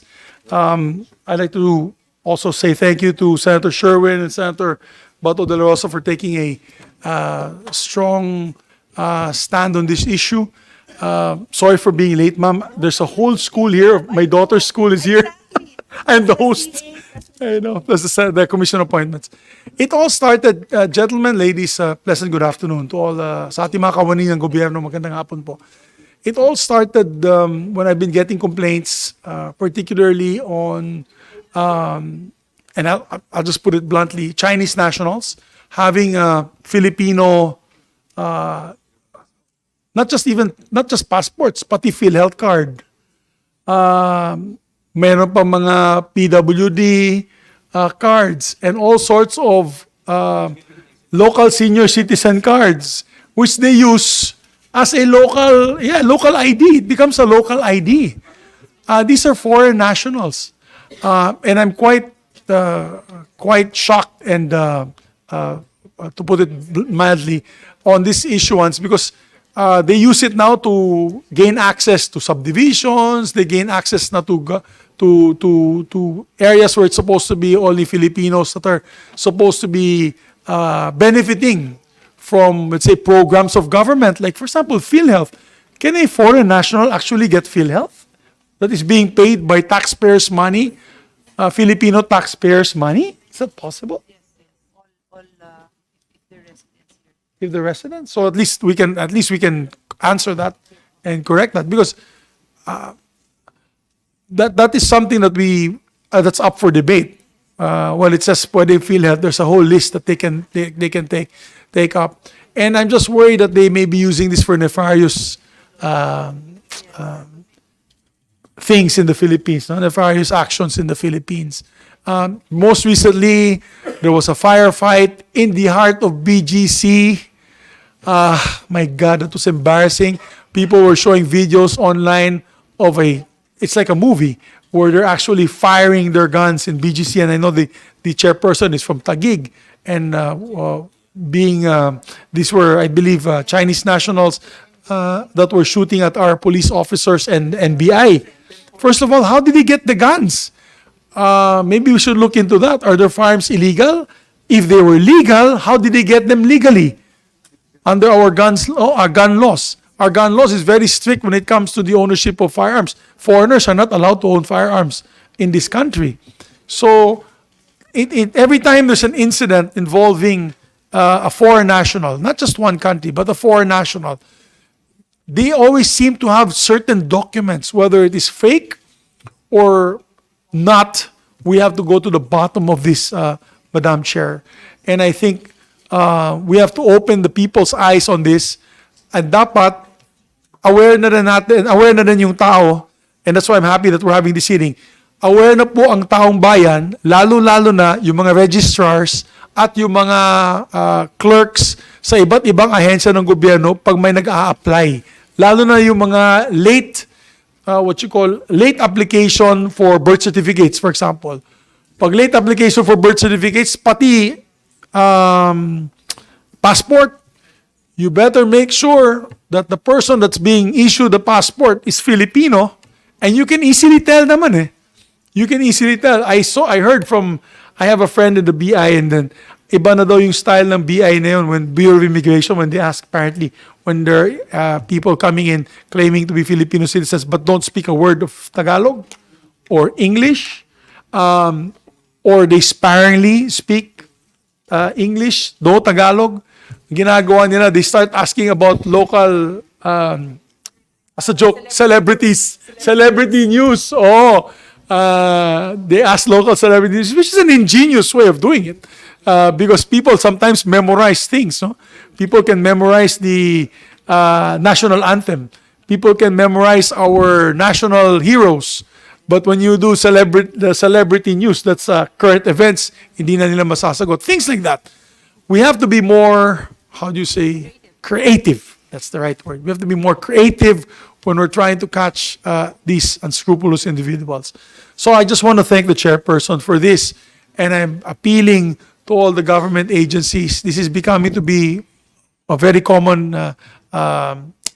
incident happening now in our country. So we have to put a stop to this. And if there are people, members of government, that you catch, you find out are actually giving fake, or actually not fake, these are legal documents. But how do you say the word? What's false content through an illegal alien or a non-Filipino? We have to crack the axe on. We have to crack the whip on these guys, and let the axe fall on them, and apprehend them the soonest possible time. So yun lamang po. Yan lang ang gusto ko, kasi nakakapagtaka bakit meron mga foreign nationals na may mga legal na dokumento na baril. Bakit sila may mga ganitong klase, iba't ibang government ID, pati national ID meron. Meron may cases, and I think this is what's being flashed in the screen now, that they even have national IDs na foreigners po sila, hindi naman sila Filipino. So yun lamang po, Madam Chair. I will no longer propound questions. I'd like to listen to our resource persons. Maraming salamat po.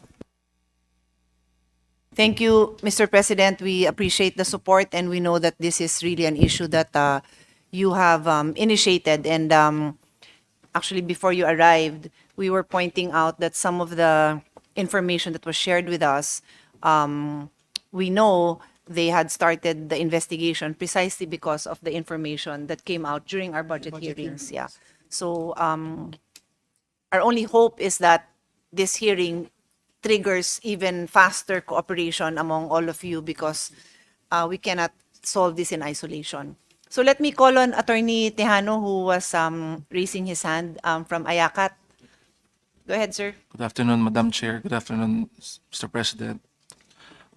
Ma'am, during our raids, 4 raids actually, of these foreign individuals in Pogos, we actually would have physical custody of the whole foreign nationals, of the whole building, and they will be subjected, all of them, Your Honor, to deportation or repatriation, usually shouldered by some of them by the embassies or their employers.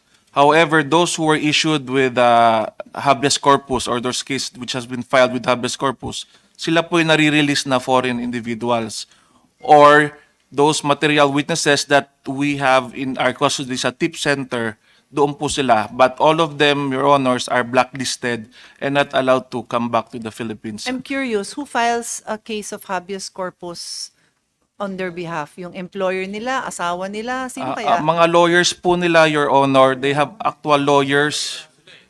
And minsan po Kaya habeas corpus mo yung i-deport? Grabe yun na. But I mean, and sometimes do we have a legal expert here? Is it not the right of the Philippine government to determine who is allowed to be in this country?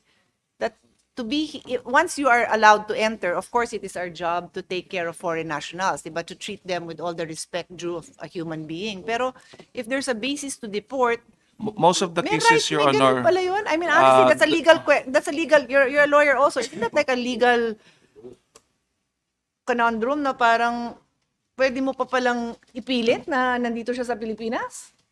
Yeah, you will use the writ of habeas corpus to insist that that person can stay in the Philippines as opposed to be deported? most of the cases, Your Honor, the judge would grant in our favor. in our favor. But there are May cases attempt pa talaga. such as this foreigner is already married to a Filipina and they have already families here in the outside, so they have to be with their families. But most of the time, the court would grant Okay. us the favorable order, Your Honors. Okay. Madam Chairperson, what's being flashed in the screen? Is this a person Which who is a Vietnamese national who now has a Philippine passport? Oo. Yan yung case mo, asan na si Mr. How is that even possible? Yun, ito yun, di ba? Yung case mo. Oo. Yeah. Okay. Jane. Okay. Hindi. So, Mr. President, these are just cases of reported cases, as you had mentioned. Like this one is applied for was already in front of immigration, and then sabi niya she has never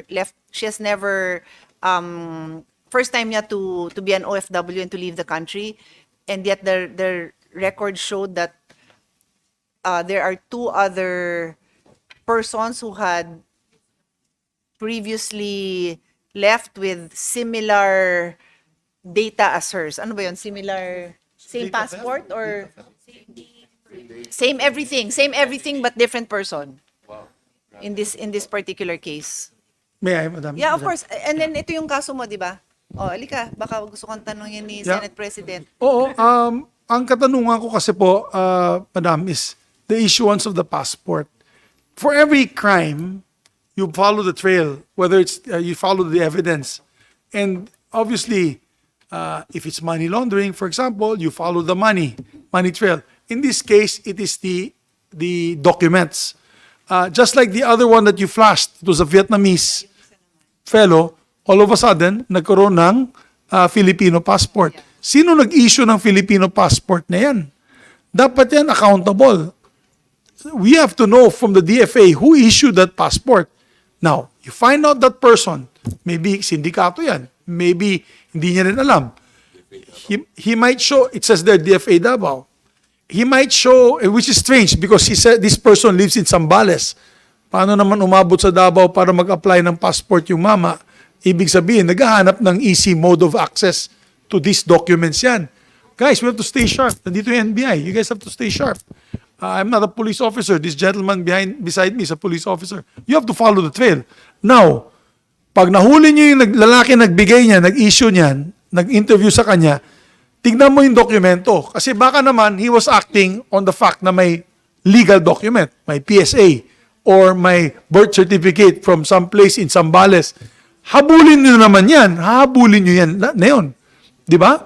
So in this particular case, how far have you gone on apprehending those responsible for the issuance of these fake passports? Same goes to the other one. Yung babaeng yun, may dalawang passport, same data. Sino nag-issue niyan? Baka isang tao lang yun. Baka sindikato yan. So yan ang dapat natin bantayan. I'm not saying that there's a syndicate. Possibly.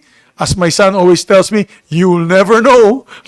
My son always tells me that for some strange reason. So, we have to follow the evidence. Okay, dito lang. Dito lang sa Vietnamese individual na ito. Ano na nangyari dyan sa investigation? How far have you gone in trying to apprehend who was the one in charge of giving them these documents? These are legal documents. These are not spurious. These are legal documents. If I may just summarize and then we get a response, no? So my recollection of this case is the passport was actually issued and it was the BI who caught it, tama ba? And then from there, na-investigahan and it was determined that the document submitted to DFA was authentic, tama ba? O feel free to correct me. So who wants to continue and tell the Senate President, report to us as requested by the Senate President, what happened then after... Oh, dito, itong case after na that muna, was ma'am, para we determined? can find out, we can just focus on this one case. Please proceed. With the permission of the chairperson. Madam Chair, Your Honor, we would like to thank of course, the Bureau of Immigration for calling our attention. And based on our records, Your Honor, we did determine that the applicant submitted a genuine birth certificate. Where was the birth certificate? Who issued the birth certificate? Was it the municipality or the Philippine- PSA? The PSA, sir. And a genuine driver's license. So wala na. What happened there after that? We have since canceled the passport, sir, December 28, 2023. That's the point, Madam Chair. It's not just a simple not a simple cancellation of passport. If this happened in the United States, oh my God, the U.S. Homeland Security is going to run after you and whoever issued that document. Bakit naman tayo dito? Kaya walang natatakot sa atin, guys eh. Talaga, walang natatakot sa atin kasi, di cancel mo na lang yung passport. Ganun na lang. So yung nag-issue ng fake document na real, but of course with the fake input of information, goes scot-free. Must have made a couple of $1 million, Unfortunately, because of corruption. We gotta put a stop to these guys. Talagang dapat matigil na to. So, wala na. Ganun hanggang doon na lang. Or what is the recommendation of the DFA? Or what is the recommendation of any agency here, please, on how to explain this issue? Have you already penalized the person involved in releasing that document? PSA, would you like to answer? Mr. President, good afternoon po. This is among the documents under investigation by PSA. This is the one document that we say this is authentic, that came from PSA indeed. But this one is a case of identity theft, wherein the actual document owner was born in 1996. 2 days later, that person died, and this person assumed, 1999, assumed... With due respect, Mr. Manawag, I don't need that explanation. I want to hear from you, what the hell did you guys do to correct this and to penalize that fellow who gave that, or allowed it to happen, that document from the PSA?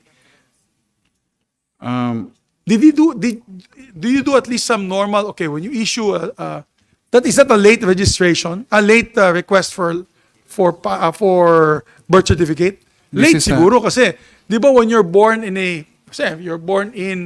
asa tong imong lungsod? Santa Cruz, Davao del Sur.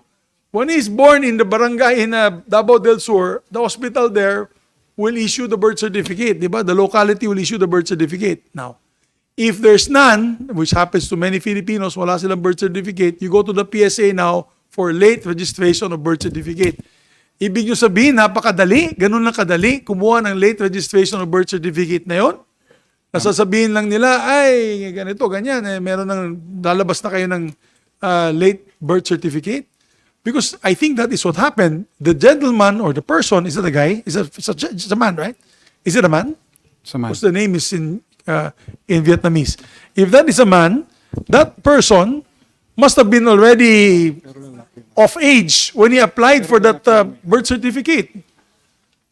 This is woman, Your Honor. Okay, my mistake. It's a woman. So, but that woman, when she applied for that, Mr. Manawag, was of an older child, I guess, or older person, right? Mr. President, this case is timely registration. This is not a late registration, Your Honor. What do you mean? She was born here in the Philippines? Use the identity of a dead person who legitimately was born in the country and died in the country, Your Honor. Ba na naman to? Mr. Siguro, ang last na lang siguro, Chair, Boss Bato. So, ganun lang kadali ito. I mean, anyone can do it, right? Anyone can fake the documents. Right now, through Photoshop and everything, ibibigay lang sa inyo. Ganun na lang yun.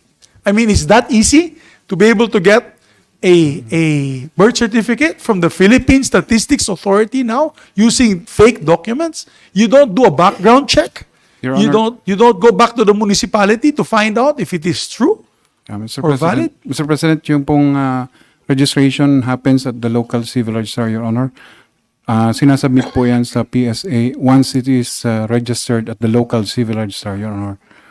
So it is not actually the PSA that registers people, Your Honor, rather the local civil registrars. O nga, pero dumating sila sa inyo, may dalang peking dokumento.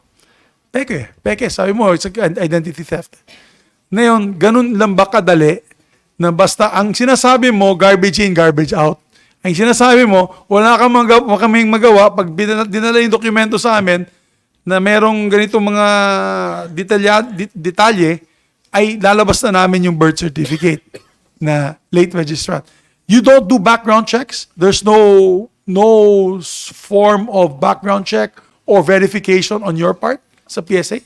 Your Honor, as a repository of these registered documents from the LCRs, the local civil registrars conducts the investigation and checks the supporting documents as submitted by the registrant, Your Honor. So on our end, we receive what is registered by the local civil registrars, Your Honor. Okay, question. Alam ba na locals, right now in this investigation, alam ba na local civil registrar na ginamit yung mga dokumento nila? Napatay na yung tao, ginamit ng itong buhay. Your Honor, the PSA conducted investigation and asked our officials to go to the local civil registrar to verify on the documents required by the local civil registrars on accepting this registration. And the results of the investigation has been discussed earlier, but we will submit it to the committee. Question, another question. Which local registrar was this person, were the documents coming from for this person, this particular person? This one is from Zambales. Santa Cruz, Zambales, Your Honor. Santa Cruz, Zambales.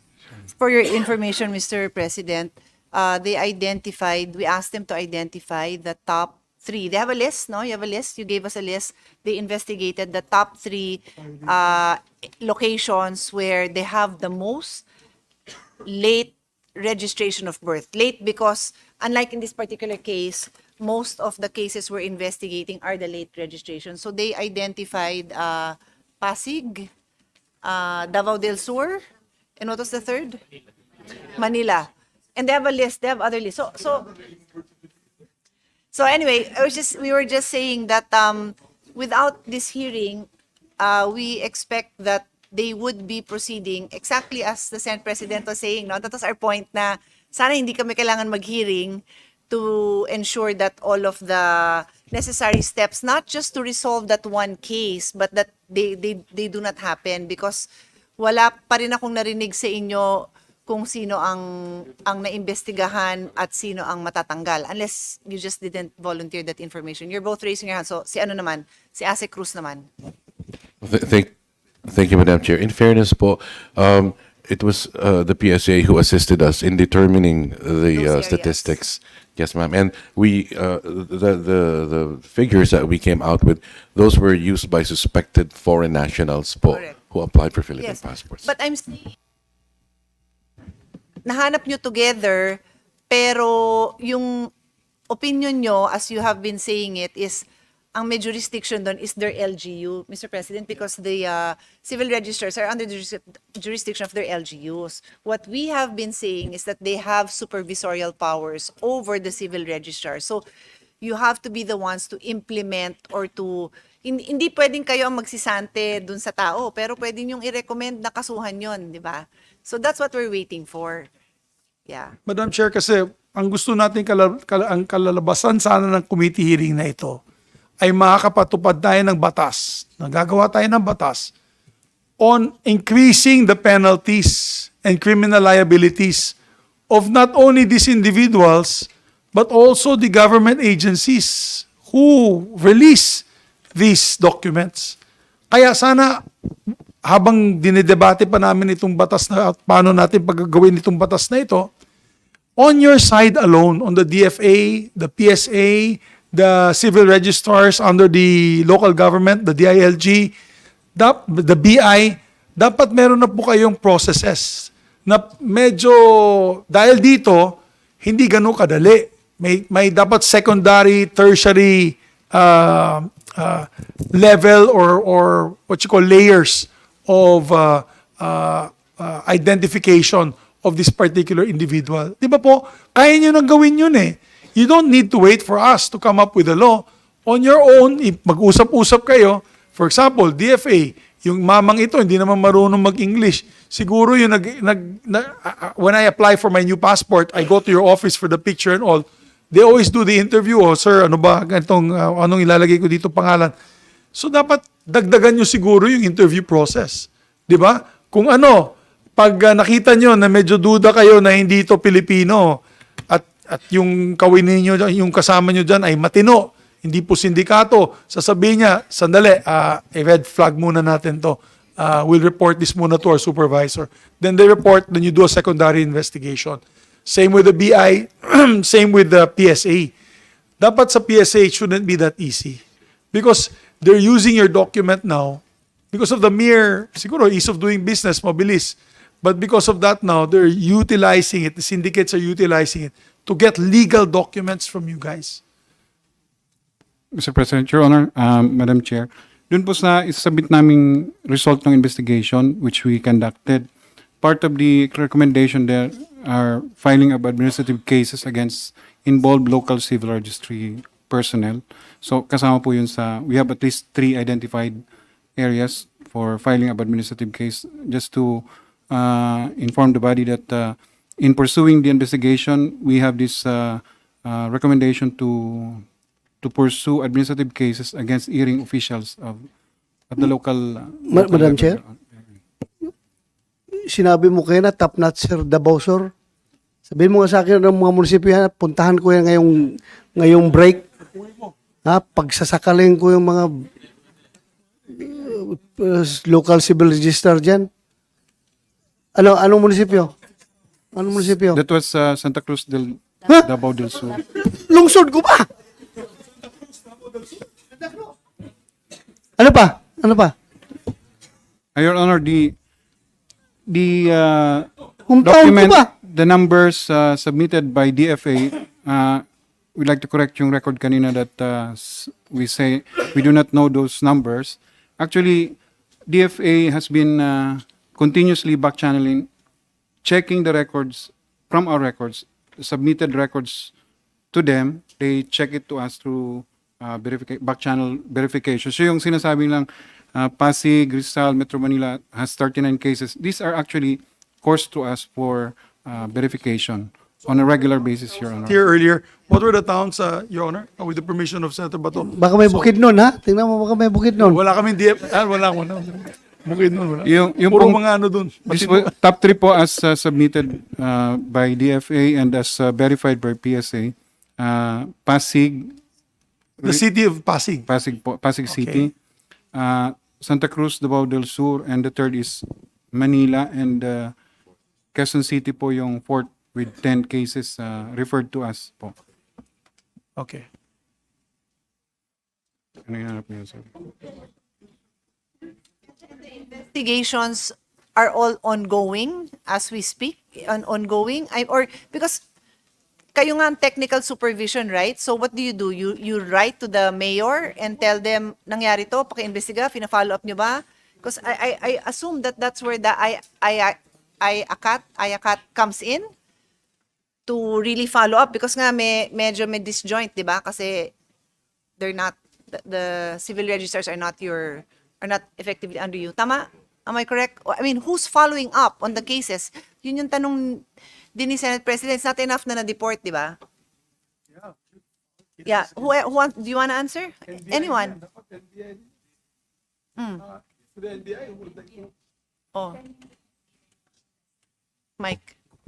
Madam Chair, for this particular foreign national po, the investigation is pending with us po, with the NBI. And, But, sorry if I may interrupt, no? Not just one case. Like, katulad niyan, natanong ko, ano yung top? Is there like an ongoing investigation for all those in the top list? Di ba? Kasi there's something going on. Bakit siya nasa top? May ganon? Is anyone taking the lead on that? Or, yan, medyo tinginan tayo. So, parang wala. That's the question. How do we end this? Yes, Asek, please. Yes, Madam Chair, that is one of the agenda items in our next meeting with the Interagency Task Force on Passport Irregularities po. Because I would have thought, because thank you for your update earlier that you already had they had two meetings right after our budget, which is good, no? Pero I would have thought that nasama na talaga dapat yan. No, imbestigahan na yon, di ba? Because I was saying that kung pwedeng di ako mag-hearing nito, I won't have a hearing. There's so many things that we have to do. So sana mabilis lang kasi every day that passes, that syndicate is growing. And unfortunately, earlier, both the two gentlemen with me, somebody asked a specific question, one of you, is there a syndicate? And yung sumagot pa nga, parang hindi naman. Di ba? We asked if there's, ang dating sa inyo, hindi. So, either you're even more naive than the average, or I don't know, because you don't think that there's anything, Madam Chair. you're not suspicious about it. Madam Chair. Yes. If it's okay, I can make a suggestion. Of course. Parang lang to make it harder for these unscrupulous individuals from obtaining legitimate government IDs. Maybe we can institutionalize yung TIN ID, BIR TIN ID as a requirement. Except, of course, pag kunwari birth certificate. Since our issued TIN IDs has an authentication mechanism in place. So you just scan the QR code sa Viber scanner and you'll know if it's a legitimate individual po. Anyone who pays taxes can get a TIN. Eh. So what you're trying to say is the TIN ID will also say if they're a foreigner or not? Will it have will it be able to trace that if he was a local or a foreigner doing business in the Philippines? Yung ID po kasi, ang nakalagay po doon is address and then name, birth date. So may mga details po doon as to whether yung citizenship right now hindi pa po eh. Pero at least pag skinan yun, you'll find out if duly registered naman siya sa BIR. Basically, what you're offering is a technology that works for you. That upon scanning it, you can get that information. Yes, opo. Yeah, but basically, PSA has their own technology also to that effect, right? I mean, Yes, Your Honor. I'm not diminishing in any way your suggestion, but what you're saying is you have a system that works for you. 'Di ba? Yung pag skinan nga makukuha yung info. Pero may ganun din sila, kaya lang Yung we have birth certificates cases where authentic certification, the actual paper, tapos yung barcode, which is I guess supposed to do the same thing, nanggaling sa ibang lugar, nalagay dun sa papel na ninakaw. So may mga ganon. Itong mga documents kasi na yun, Madam Chair, I just realized these documents now, like passports, they're being utilized now to buy land. They're trying to buy land, homes. So if you're a syndicato na you're into drugs, you're a criminal syndicate into drugs and all that, they can use this person now to buy land, a house where they can manufacture shabu and all sorts of nefarious activities. So, Pwede guys, pa baril. baril. Passport. Pwede, baril na. Filipino passport yan eh. Kasi legal ID na yan eh. So guys, we just had to know the severity of the situation. It's 3 o'clock and I'm being reminded by my Secretary General that we have to start session. But Madam Chair, maybe if I think we still need one more hearing for them to report to us. Maybe ask the head of the NBI to please come, si Chair, Director, NBI Director to please come because with due respect, you guys are in charge of this but it's good that yung bossing yun nandito para alam niya kung gaano ka-delikado itong sitwasyon na ito. And he's made aware so that he can support the men and women on the rank and file on this investigation. So after this meeting, I hope that you can already push for policy that can put a stop, another layer of investigation to make sure that the people that are getting these documents are the real, authentic Filipinos. Hindi katulad nito. You know, initially when we brought this up, remember, Madam Chair, when we brought this up during the budget hearing, they were in denial. The agencies were in denial. They were in denial. Even with due respect, pati NBI, tinext ko sila. Ang sabi, wala pa sila mga kaso na that they're aware of. And na yun, ang dami na pala. 21 na sa Davao del Sur, sa Pasig, ilan? Sa Pasig? 30, ilang kaso dyan, nabigay ko sa yung listahan, boss. 39 na sa Pasig. 39 Pasig. And these are the ones that so far we've caught. Baka marami pa dyan na hindi nahuhuli. Hindi pa nahuhuli. Sindikato na ito. Definitely. Kasi kung isang lugar, Sindikato na ito. if you notice, with due respect sa Davao del Sur, sa Santa Cruz, no, I don't know I've been there. I've been to your home in Davao del Sur. Wala akong kilala doon. Si Tata Sala ba? Si Mayor Tata Sala ba? Hala. Si Mayor Sala, kaibigan ko. So, you know, if it happens in one particular place, there's a possibility that this guy who was able to get that will tell now somebody else, dun ka pumunta, Kasi madaling kumuha niyan. Ganun yun. Di sindikato na yan. Oh, sindikato na yan. Come on, guys.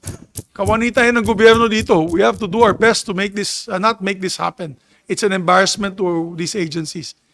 So, thank you, Madam Chair. No? I think the PSA would like to react. Mr. But, President, thank you, ma'am. Madam Chair, on the question on what future policy, kasi at the moment we are in discuss, we've been asked by House of Representatives to comment on a bill, the Civil Registration and Vital Statistics Bill.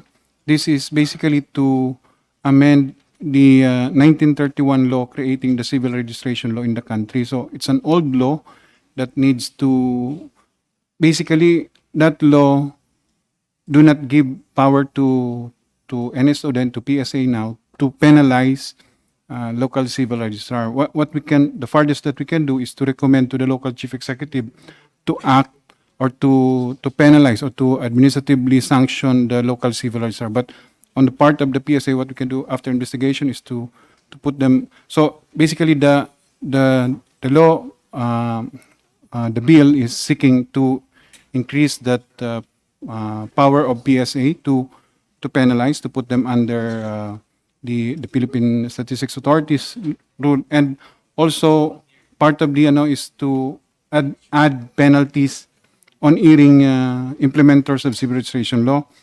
It also deals on digitalization of the system so that this, in coordination with the other agencies that require our, yes.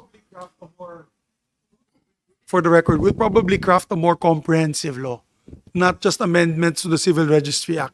It should be all-encompassing, from the DFA to the PSA to the BI to the civil registrars. Lahat na nagbibigay nito, pati yung mga nagbibigay ng fake PhilHealth, pati yung nagbibigay ng fake PWD, yung hindi naman PWD na bibigyan ng PWD card. I mean, we will come up with a more comprehensive measure. Yeah, we will also involve the PSA and all the agencies in the TWG. Thank you very much, Mr. Let me recognize the presence of Senator Amy Marcos. Senator Amy, the Senate President says we will go into session, but I will give you the floor. I will give you the floor. Really? I'm just here to listen. Thank you. Okay. I know you're wrapping up. Thank you. Okay, but I mean, by all means, So, Okay, because no, we I'm are just here to wrapping up, support but you're okay. the problem of the fake IDs Thank you. that are proliferating throughout the Philippines for every sector, in fact. Wala naman sa Ilocos na nabibigay ng fake ID. Hindi, maraming fake PWD. Yung ID, totoo. Pero yung tao, hindi talaga PWD. Racket ng LGU po. So, I believe we called on everyone except DMW and DICT. We acknowledge your presence, no? Very, very short questions for DMW. Actually, it is already, it's like a self-serving question because the statement I made in the opening is that our OFWs are at most at risk, no? Because they're the ones who will bear the brunt of the problem if our passports, if the sanctity of the passport is no longer there, no? So you confirm that. We confirm that, Madam Chair, and in fact, we have one live case where the identity of an OFW was quote-unquote stolen, and therefore she attempted to leave the country last January on an authentic passport. But upon verification, the record showed that she has actually left the country the one you twice showed. before Yeah. on the same credentials, but obviously fraudulently obtained. So on our part po, when this happens, we immediately cancel the license of the agency involved for immediate action on our part. And just to support your point, Madam Chair, yung vulnerabilities po ng OFWs na dadagdagan, kasi nga po as pointed out, na si-circumvent po yung batas natin for household workers dahil the legal age for them to be deployed is 24 years old. So dito, Madam, pumapasok yung kalokohan na tinaakit ang edad, and therefore kung mas bata po talaga actually, mas vulnerable po yung ating OFW. So kasama po kami doon sa quote-unquote nabibiktima nung ating ganitong klaseng operations. But we work very closely with BI, and we thank you for the support. Thank you, Madam Chair. Thank you so much, and we'll also ask you to come back to the next hearing because I'd like to explore some more, no, ang the concerns and suggestions also of DMW.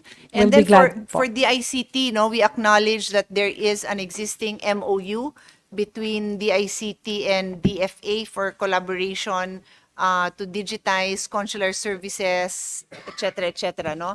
So just a quick confirmation, and then we'll go into details on, because even the budgets, you know, you should talk about that so that it goes on record, kasi minsan budget lang ang problema, kaya pala hindi na, na nagawa yung dapat gawin. Good afternoon, Madam Chair. We do have MOU with GFA.